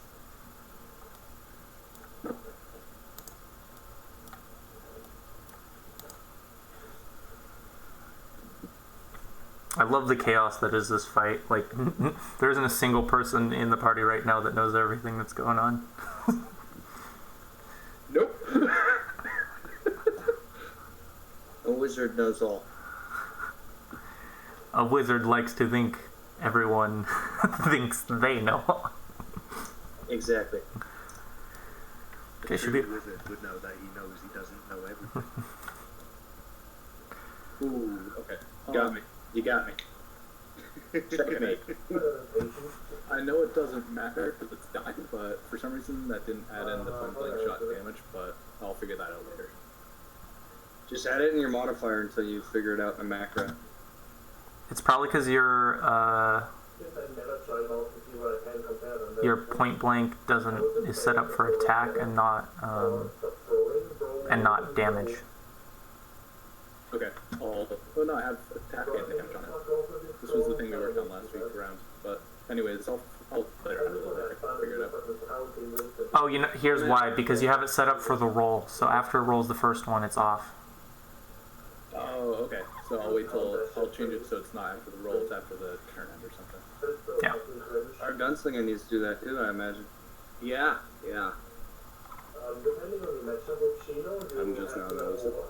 how you're going to punish certain things while you're dodging. Okay, the The main damage, I'm always Goblin Commando's gonna come around this corner. with punishes. So basically always with punishing with shield. and fire at Anamara as he passes by. For example, Probably more like this, I think. you dash I think that's the safer call. with your stick, unless you see him dash while you're already with that push, then you can punish it. Not with rolls like that, though. Ooh boy. I think my damage was set up wrong, and I shouldn't have been doing as much damage. Did you mess up? I was wondering where you got that +3, homie, but I was Same here. I just now found the stuff to look up how to get my bonus. I have no idea. It had a stat of strength for some reason on there. So, I just have a +1 on damage. Bench him for the rest of the game, Jacob. Okay, you're fired. Get out of here. I failed. Okay, that nobleman is running away once again. He's not a fighter. And once again, Milamber is like typical nobility. What is your problem with nobility? During the battle, but he's like, what is my problem? You're a noble, aren't you? There's literally like a noble fighting in the square with you guys. Wait, the noble is? Not that one. Do we have one that's fighting? I ain't never seen no noble fight. Yeah. Specific tavern owner that was getting hit on earlier. Oh, guess she is nobility, huh? Yeah, her dad is. Her mom was. That makes her. Alright. Won't be needing very large to go after. Well, anyways. Yes. Oh, Jesus. Alright, so Elros is going to kind of go up here to this other one and swing the halberd down at it as well here, trying to slam it into the side. If you want to try and move and get a flank, you can. He's helpless right now. Okay. Because he's So asleep. just moving behind him? Yeah, you'd need to be opposite of one of Cappy's squares. So in this case, because of his size, you could just go here. Okay, that works then. So just You want me to reroll? yeah, it'd be a re-roll with the Okay. standard +2. Okay, so reroll that. 8. Alright, and You see then... where it says death effects -15? Yeah. Good. What? If you're not gonna give him any context, don't bring it I'm up. gonna point out that I did that. Well, somebody's fucking full of himself. Hey, good job, you hit that thing, but really, it's all my fault. I only wounded it there. Roll a d10. It's 1. Damn it. It was literally sleeping on the ground, man. And downloading. Then you should download. You got the most fence always for. So I'm gonna assume the Goblin Commando is gonna have soft cover due to, I believe, Anamara. From there, yeah. This sucks having a reload and a move action. Gonna do it anyway, but I think that's too far anyway. Since you guys keep targeting the dog, I'll have the Goblin Commander there. I'll just hide the dog unless you guys specifically say you want to attack him.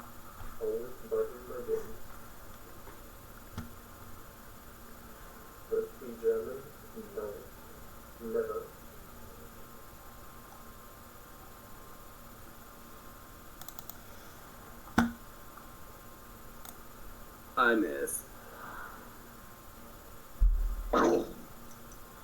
So I just pull up my shot. Get out of the damn way! Nice.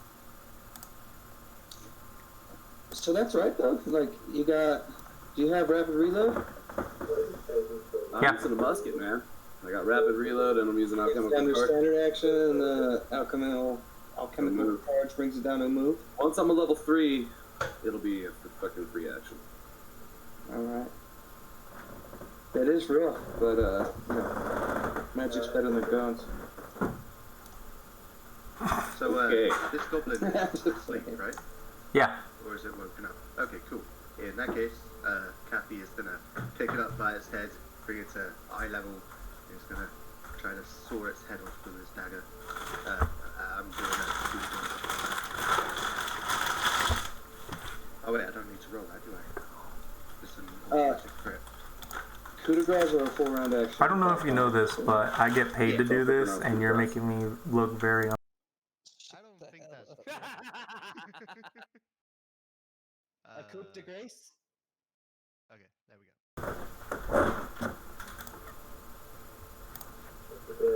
go. Yeah. One time I hit something and I did almost minimum damage.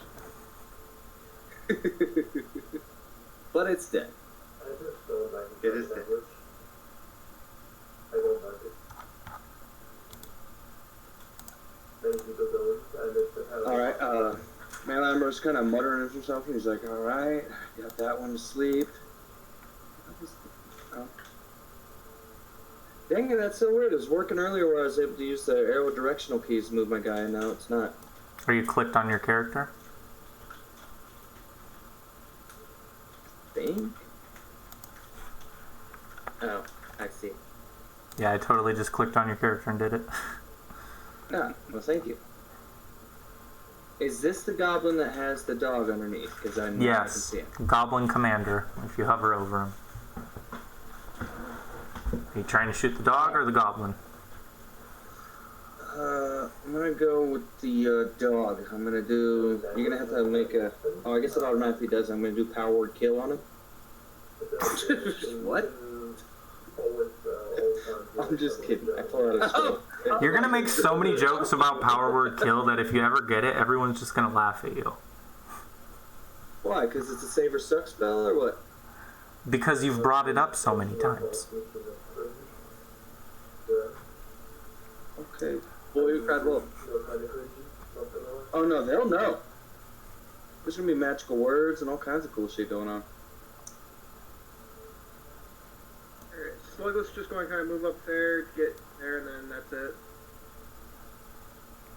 That's all he can do. Okay. Adamar's going to move up.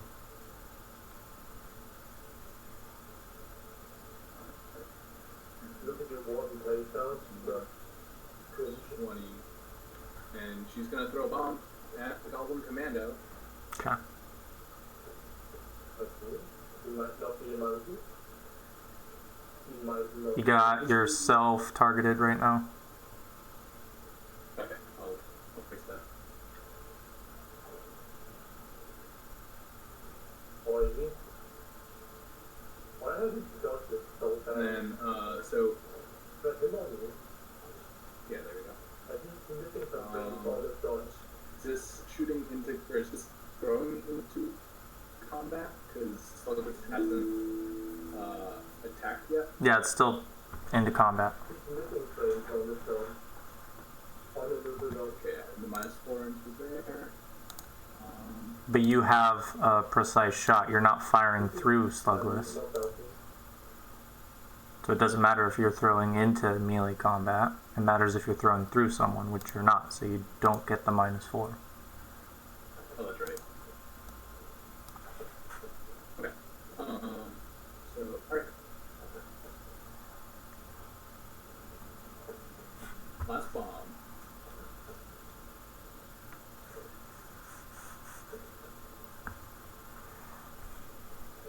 Alright, so the point-blank shot fired again, but... Yeah, because it's set to after the roll. I feel like you should just leave it on as a default and remove it if you're not using it, because you've been in point-blank shot the majority of your throws.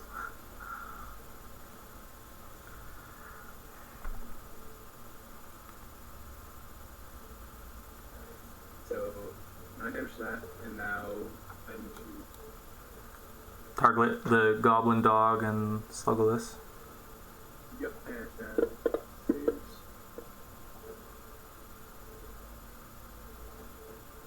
And then roll damage. Okay. So what the hell just happened? I threw it. So Animar throws a bomb because she got bombs. Throws the last one. It explodes on the goblin's head and rains fire down on the goblin dog and the slug. Unfortunately, That's awesome. and she yells out at the end of it like, "Well, sorry, Alros, and Slugless." And the turn. Just realised that Slugless has a surname. Yeah, the family name. Not Slugless. They're the Scarnettis brothers.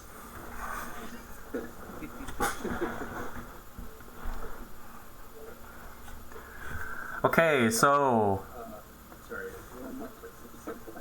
add to the damage of the splash damage or no? didn't you just do that? I did it for the actual attack, but not for the point blank. Or not for the... I don't know if it would work like that. yeah, I didn't add it just in case. I'm gonna say it doesn't, but we can look into that. But we'll look for that right now. Okay. Goblin Commander bathed in fire. This Goblin Dog makes the standard attack to hit Slugless. Okay. Ooh, did that double click? Okay, ignore those.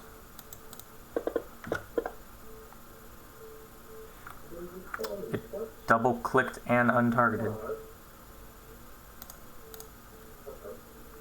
Why?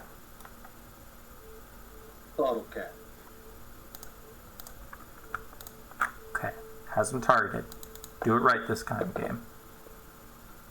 There we go. That's a miss.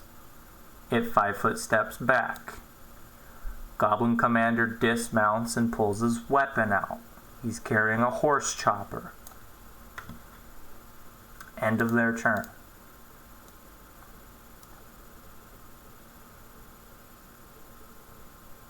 And this Aldern fellow goes and like hides in the corner out here.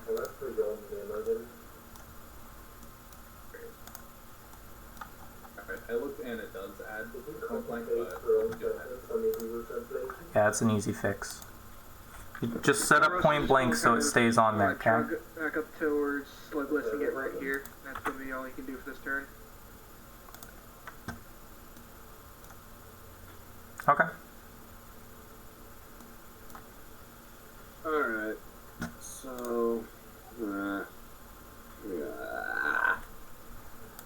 And this is the man who's been fleeing from the goblins. Ooh. He looks like he has plenty to give up once we free him from this danger. I mean, he's not enslaved. Oh, no. But he's in danger, and he's gonna So I take a move action, and then I'm gonna take another move action to... Well, I'll just take a standard loaded regular bullet. And I'm done. Exciting.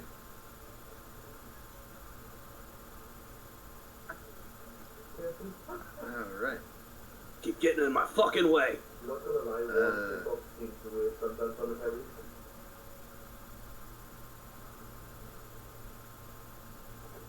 Well, I guess I'm taking another run action. Just, yep, Well- hopping over there. Double move. And hurry Yeah. up. I think had a you- perfect opportunity for a shot. I think you should just keep saying run to see how long it takes to break him. Double move. Why am I like this? Why am I the way I am? Oh, it's my guy's turn. God damn it, I suck at this. Alright. You know, sorry, So take over he scrolled out. He pulled out a scroll when he walked up here last turn, as you recall. And then he starts to read the words. Ooh, that token's getting bigger. Yeah, if you control tick tokens, And you guys might already start to recognize Astinurac, Sinural, and Kranai. He's casting another sleep scroll. Yep. 1 sec. Yeah, why am I not making scrolls do that? anywhere you cast that, you're gonna end up potentially putting one of your allies to sleep. Well, it's a 10-foot radius, right? Yeah, which is a 2x2 block, and then the 2 blocks adjacent to them in each cardinal direction. So here, it covers that, and then in each cardinal direction, it covers a square. So not the diagonals, but every other square. So if you put it there, you're gonna hit Cappy, Slugless, and Auros. If you put When you it, say it covers a square, do you mean it covers basically every square around it? Besides the diagonal corners? yes. Oh. So the best case scenario is you put it here, but that's still gonna hit Auros. Yeah, he could take it. Leaving him. Or you can put it there and hit Cappy. Nope. Cappy's under the effects of one of my enhancements. Oh, One of my okay. enhancement pills. So, here we go. Oh, damn it.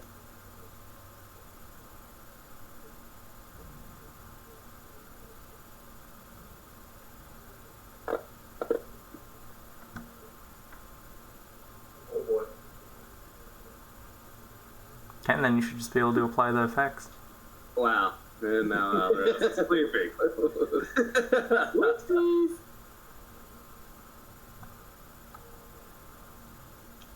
Well, he's not an enemy now. They won't be attacking him. Anyways, you hear him back there. God damn it. Or they're going to commit a coup de grace. So, and then the goblin that's on top of the dog falls over asleep. And so He's not on top of the dog. Passes out. The goblin commando dismounted earlier. Yeah. Oh, did he? And drew his horse chopper. Okay. Wait, did I target everybody I was supposed to? Am I Yeah. looking at this right? Okay. But I got the 2 goblins asleep, right? No, you got Auros and the commander. The goblin dog isn't asleep. Okay. Well, he pulls out another scroll, and his turn's over. He didn't move at all, so he casted the scroll that was in his hand, standard action, and now he pulls out another one. We're good, bud. We know. I like cheese. Alright. So out of curiosity, can I move her English? Can I have a Slugless wake up Alros? Yes. It's a standard action. Okay. Alright, I guess I'll just have Slugless move up one and wake him up. He should wake him up first, because if he moved up and then used a standard action, he'd provoke. Because it's effectively an They're aid asleep. another action. The goblin No, dog they're asleep. isn't. Not the dog. Just the The commander. dog failed. No. No, that dog isn't. Oh, the dog did. Okay, never mind. Yeah, okay, yeah. I misread. So you can Yeah, do I'll go the... ahead and do that, then I'll wake up Alros, and then I'll have him move up. Okay, I'll get rid of those effects and just put the prone one on you. And then I believe that's it, because doesn't that wake him up, take up the standard attack option? Yeah, that's the standard action. Okay, yep, alright. That's it. Cool. Alright, Animar's gonna move back 5, 15, and then try to get back onto the stage. I use the full move back. Only if you give me a climb check. That's what I should have made you do earlier. Okay. Then I use a standard action just to climb it. No, I did it wrong earlier. I'm not going to do it wrong again.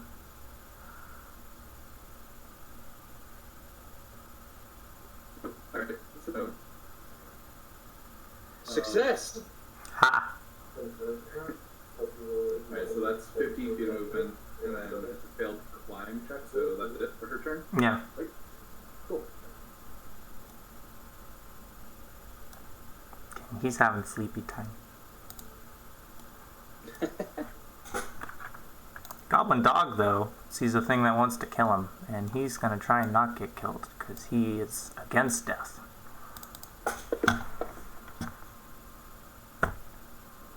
Okay, can you give me a fortitude save for Slugless? You're about to get sick.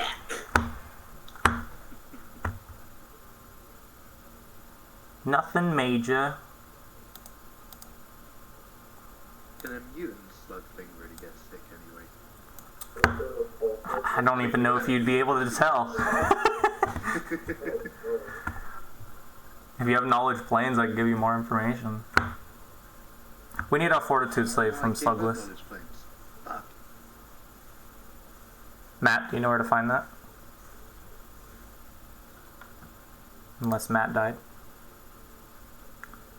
Matt seems to be dead. Sorry. Well, it was the slugless getting hit. Yeah, and that's controlled by Matt. Sorry, it was a shit joke I was saying. Oh. Slugless getting hit, so why is Matt dead? Oh. Ah! Do you know how to do a save for a character? How much damage is it coming through? It's... the damage has already been applied. It's the save that we're interested in. Well, no, because I have an ability where I can, if it would kill him, I can then have that damage redirected to me. It would... through lifelink. It would tell you if he was dying. He's not. He only took... it says, see how it says damage 5, status heavy? It just means you have a lot of damage. It would say dying or dead if you were... Gotcha, okay. So then what am I having to roll for then? Fortitude save, which would be on the main page of Slugless or the combat tracker. The main page is where it'll pop out the most. Gotcha, okay. Let's roll that. It's not very hard. There is a chance you fail. Yeah, see, you succeeded. You're good. Okay. Okay, sorry, I was just lost there. Okay. It's all good. And that's gonna... oh, I don't even know what it does here. I think the idea would be 5-foot step. But that's not practical. That's the best thing it can do, though. No, it's gonna stay there. I think the best idea is for it to stay there. Alright, Alros, after saying Sluggles get hit, and all stuff's gonna be really pissed here, and he's gonna take a really big swing at this dog. With the halberd. Okay. And missed completely. Or wait, why didn't that... What and what? Oh, no, I selected Sluggles by mistake, not, Alros. Yeah, you didn't have anyone targeted. Yeah, alright. Redo that. Still miss. Why you got a -4? Because he's prone? Oh. I didn't even know I was prone. You're sleepy time. Oh shit, I didn't even think about that. Fuck. I feel like a dick now for bringing it up. Because I caused it. You're a dick. Oh, yeah, well, I've already taken the action. I guess I'll just stand up. Or about to. Be careful. Alright, never mind. Yeah, no, fuck. You can't fucking win. Yeah, I can. Thanks a lot, asshole, for putting me asleep. Yeah, that was a Great idea there, bud.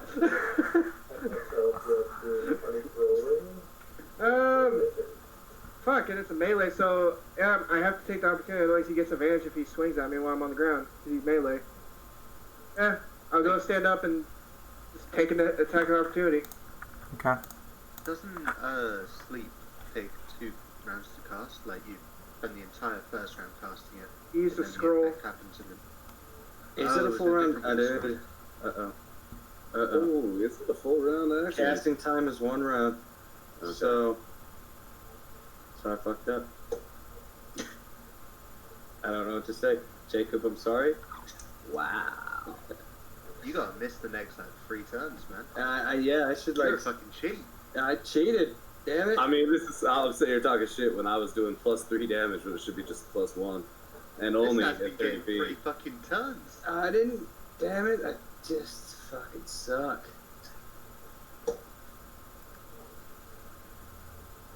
One round. Yeah, I'm like trying to find a way that it doesn't have a 1 round casting time, but it does.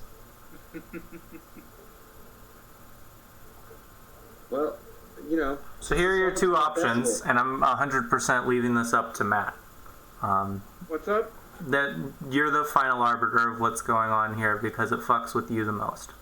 Either we can roll back all the way back to the Goblin Commander and the Goblin Dog's turn.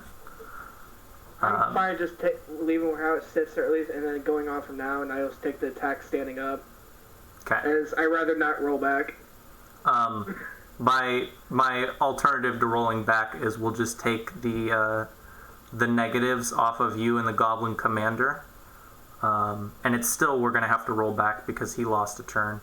But both of you won't be prone, and we'll just let him go, and then we'll let you go, and we'll ignore all the attack of opportunity and whatnot.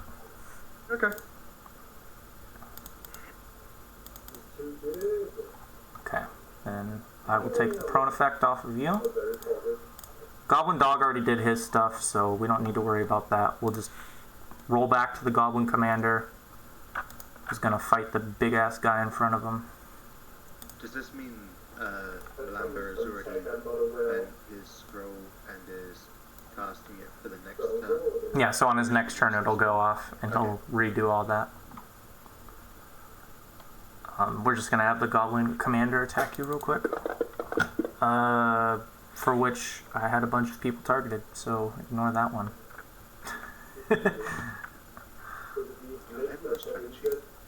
Yeah. Come on, man. Well, it's session 1. because it's not on. It's because I'm not doing it on their turn, so it works a little differently than it would for just a regular attack. For the record, I am really butthurt that I was cheating, and I'm sorry. And now we'll just hop over back to Alros's turn, so we're on the proper initiative now. I cheated too, so I'm with you in there. 15 gold pieces do it for you? I'll take 15 gold pieces. Yeah, you're forgiven. Alright, I'll transfer that next time we go to the tavern. That's 2 bullets for me. Okay, what's Alros up to? Okay, I'm going to take the swing at the dog. Okay. Or shit, I need to make sure I'm him selected. There we go. And still missed. Well, Rick. That's all she wrote. Alright. Thanks for getting out of the way, Cappy. Low throw. Aims down the sight. You commando shite, you're dying now! You're still gonna get Do I have penalty from firing through someone. Who? Oh, gosh. Cappy, you don't have a clear line of sight on either of them. I forget about the corners, you're right. Yeah. Just a -4, homie. You got this. If I can draw an arrow from any of your corners to any of the enemy's corners and it goes through someone, then you get the penalty. So that's basically right, but the cover for melee is decided differently than the cover for ranged. It's pretty much comes out the same way. So right here, am I good? Can I shoot this dude in the face with no minus now? Yes. Yay, I hate Except now you're too close. No, not at all. I'm kidding. Not at all. I can be right next to it. Is there a rifle or what? Ah! I missed. Damn it. Dude, that's rough, buddy. That really hurts. It's such an expensive miss. Alright, I'm done. I mean, you chose to be a gunslinger. You knew that when you picked that class that all of your money was going to go into bullets and guns. I know. It sucks. Every time I miss, it's just like, damn it. Can I... you know what, never mind. No. Oh. Alright. Cappy is gonna try and stab the goblin commander. Are you shitting me? I still miss. I give up. He's very hard to hit, to be fair, because he's a commander. He's the hardest one to hit out of everyone. Ah, shit. Alright, so. I'm really apologetic here. How do you want me to handle my fare? Sleep. Yeah. Okay. But, you're gonna nail. So, is there a way that I only target the dog and the commander? No. No, Nope. but you can only target the dog. The best case scenario for hitting both of them is to hit Cappy and to hit, no, because if you do it one north, yeah, like take that. You can go like that, but you'd still hit Cappy. Or you can go like that, but you'd hit Slugulus and Alvros. So that's your best case right there. What's the rule stopping him from doing that, though? Well, Cappy went pacifist, so I'll do that one. No, he can do right here. I was just giving him his different options. Like, those are the two most practical right there. But I'm confused why it couldn't just be there. Because then he wouldn't hit the commander. Because it doesn't hit the It angles. doesn't take the Oh, diagonal. it doesn't do diagonal. Oh, Yeah. okay. Yeah, I so... didn't even know this about this. So. Well, that's why I have, I think I have it set for you guys in here under the special rules. Don't I have diagonals? No. Here, I'll just transfer them over for you guys. But keep doing what you're doing. Sorry, I didn't have Alright. my... Cappy. He's like, oh, you're gonna go pacifist? Why don't you just take a little nappy poo?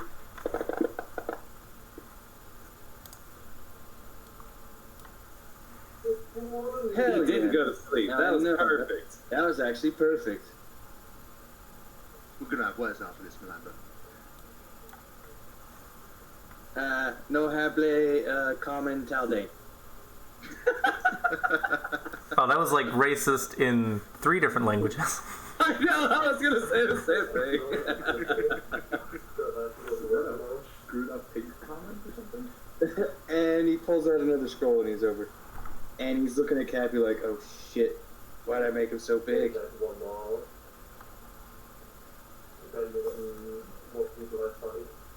Oh my god, you guys, yeah. Thank you whoever did that, I'm really sorry. Alright. So Slugulus wants to get some revenge on the dog. And he's going to go for the tentacles. Smash. Here and... Ooh! Nope. Oh. So, as a full round action, you can coup de grace a helpless enemy, for which both of them are, using a melee weapon. And to do this, you automatically get a hit, and it automatically treats it as a critical. And even if they survive the damage, they have to do a fort save or die. And the fort save is equal to 10 plus the damage dealt. So it's pretty often it's a guaranteed kill versus weaker enemies like this. I would recommend doing that, and I'm okay with you... Let's go with that. Yeah, I'm okay with you doing that because you're new to the game and you didn't know about it. So, just target the enemy you were targeting before. So the goblin dog, and then in the top right, you'll see just above the effects button is one called modifiers that has the plus and minus symbol. You'll be able to hit a button in there that says critical. Click on that and then roll your damage and it'll automatically make it critical damage.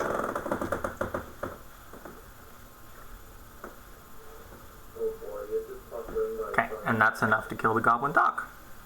This is effectively you doing your own version of slicing its throat open or stabbing it in the ribcage, something like that. So what does a coup de grace from your halberd, or from a slugless look like?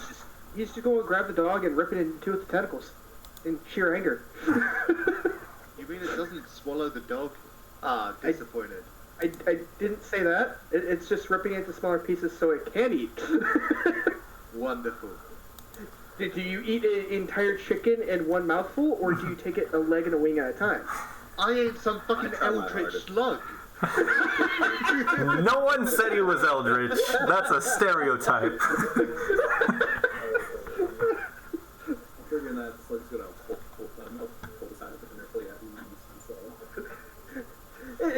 It's a medium-sized animal versus a medium-sized animal. It can't eat it in one bite. It still has to take it a leg at a time. Snake eat something? He's not a snake. Oh, it's an eldritch slug. You can't apply normal laws to it. Yeah, which is why Matt is here telling you what laws you can apply to it. Fair enough. Okay, what is Anamara doing?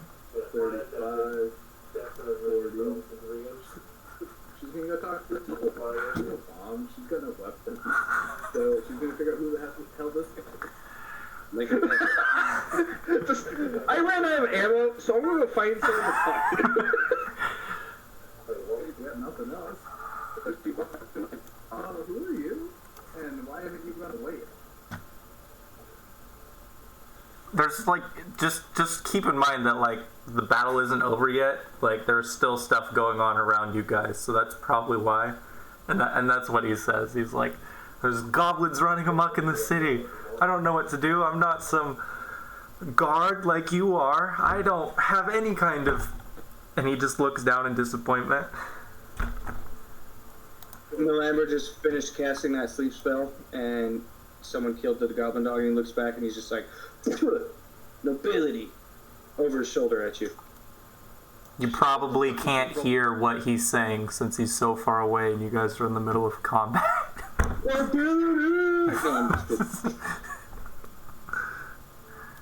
Okay. Commander is asleep.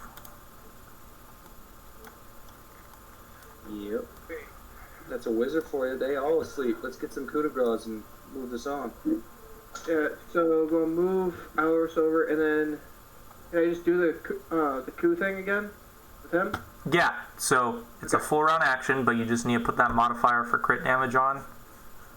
And there's okay. And it's automatic hit, right? Yes, so you just roll damage. Okay. That's easy enough. I just wanted to make sure I'm doing everything right. Yeah. Wait. Shouldn't it hit right at the start of next round because he moved? Oh, you're right. So if you can do a regular attack right now, but he'll have like horrible modifiers, so you're not going to get an automatic crit. There are rules to start your coup de grace now, and it doesn't go off until the beginning of your next round. But there's no difference in that than doing a regular one. Just do the regular attack. Okay. 9 times out of 10, that's what you're going to go with. Alright, so just rolling for a regular attack then? Yeah. You're going to hit as long as you don't get a 1. And you target him. Shut up. 5% chance you don't hit. Are you kidding me? Dude, it's a negative 16. You missed the sleeping goblin, bro. He's an old man who doesn't know where he is. Cut him some slack. So, as he goes to swing at it, he sees a certain butterfly and suddenly gets distracted mid-swing and missed. Ooh, one of the swallowtails. Exactly. So, you can blame Desna.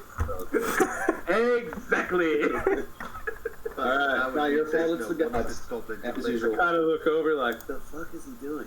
What the fuck? Fuck it. Slam another alchemical cartridge, and I am going to shoot the sleeping guy with the shit.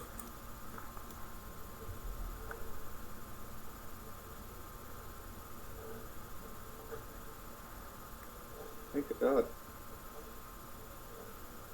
The hell did I have a -4 on that? That's not you having a -4. Oh, okay. That's his AC being adjusted. You'll see that a lot on banners. Oh, yeah,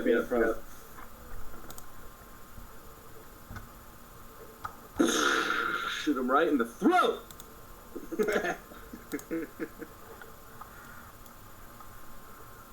Oh my god, he disappeared! The goblins are teleporting out. They have a strong wizard with them. I know this because it's spellcraft. Wonder if he has some useful information for us. The Gobbo? Well, he was a commander, right? Huh. Well, I mean, a lot of the Gobbos are gone. The only good goblin's a dead goblin. Whoa. Well, I couldn't agree more, but... Racism. Well, it ain't racism. Well, when you said kind the of only good racism. goblins are dead I goblins, fucking hate goblins. Well, I you ever met think they're good goblins? worthless trash. So if that's racist, I'm racist. Dude, I'm just saying, my best friend's a maybe goblin. we could have learned something useful from it. You hear behind you. Well, I had a good goblin teacher at one point. My sister married a goblin. Wait, you had a goblin teacher? Yeah, at the academy. So I At liked the him. academy? Whoa. So it was What goblin academy? that reads. Was it the Academy? No, it's the Ravenfoot.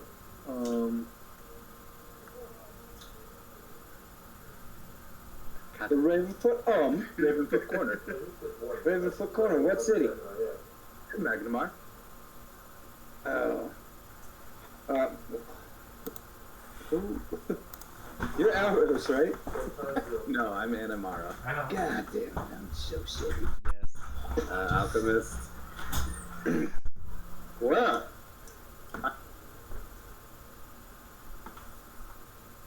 After I move my character sheet, the combat tractor, the sleep spell. Oh, there we go.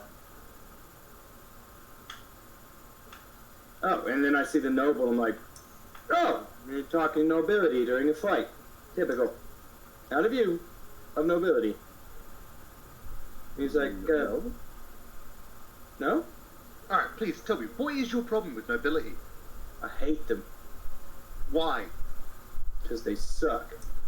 That ain't a reason! Yeah. Well, that's my reason. Yeah, but they pay me for the time. That's a very simple-minded approach to things. Genuinely disappointed. I understand, and I take all that. I'm sorry. No, Still hate 'em. it's done. It just finished a few minutes ago, but it's normally a little bit more, a little bit less. Anyways, what school are you from? What was that? What school is that? Anyways, I'm a student from the Twilight Council in Galduria. I was wondering if you're still schooling or not. As he walks away. I think we're actually gonna call this session here. This is like perfect time for combat to end, and we'll resume next week with you guys talking to a nobleman that you saved. Okay. I won't be here for next session. What? If I have to talk to a nobleman at the start, I just won't do it. Oh, fuck.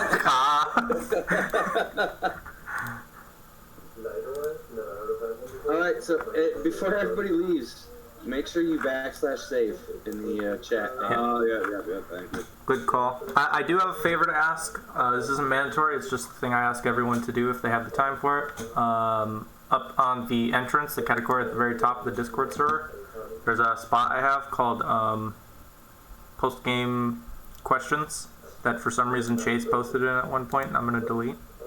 Whoa, dude, that was my... Oh, you just did it. That was my mages, dude. Remember when we were having all those questions and you guys kept taking my shocking grass from me when I missed? Yeah. Which is... Well, you're not supposed to do that. That's why I posted it. We already talked. That's not what that's for. Oh. That's the post-game questions is like a questionnaire that I have that I ask people to fill out to help me improve my games and see what people are interested in. You guys don't have to fill it out, but if you do, just PM it to me. I'd love to see it. Okay. So I put things about Chinese girls? Yes. This is where you put in things about Chinese girls if their names are Amiko. Tiang Shui, or Tiang Shui, or whatever it is.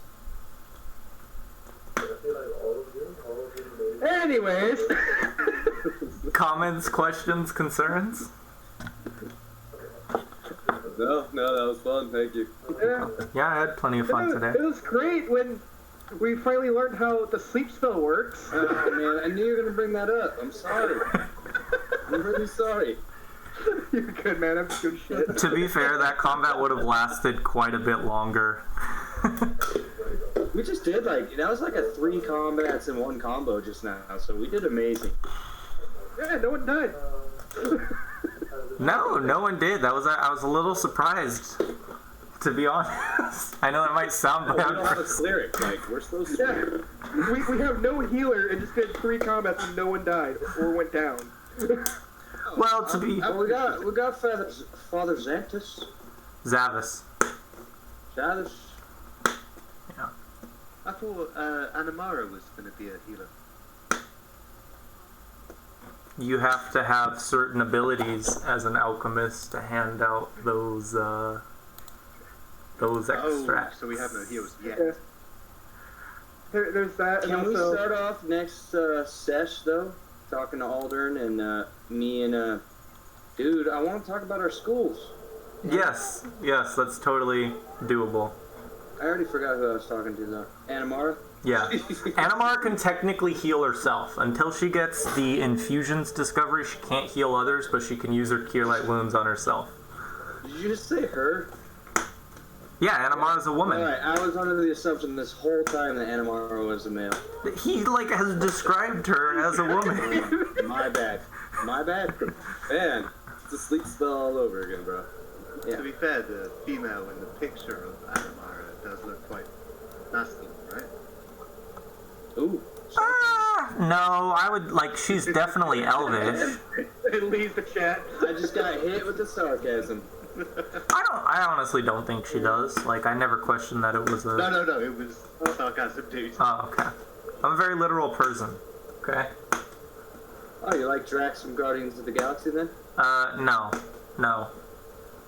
It's not even that I'm very literal, it's that I just, I'm dumb and sarcastic. So sometimes I come off as sarcastic when I'm not trying to be, and more often than not, I don't notice other people's sarcasm.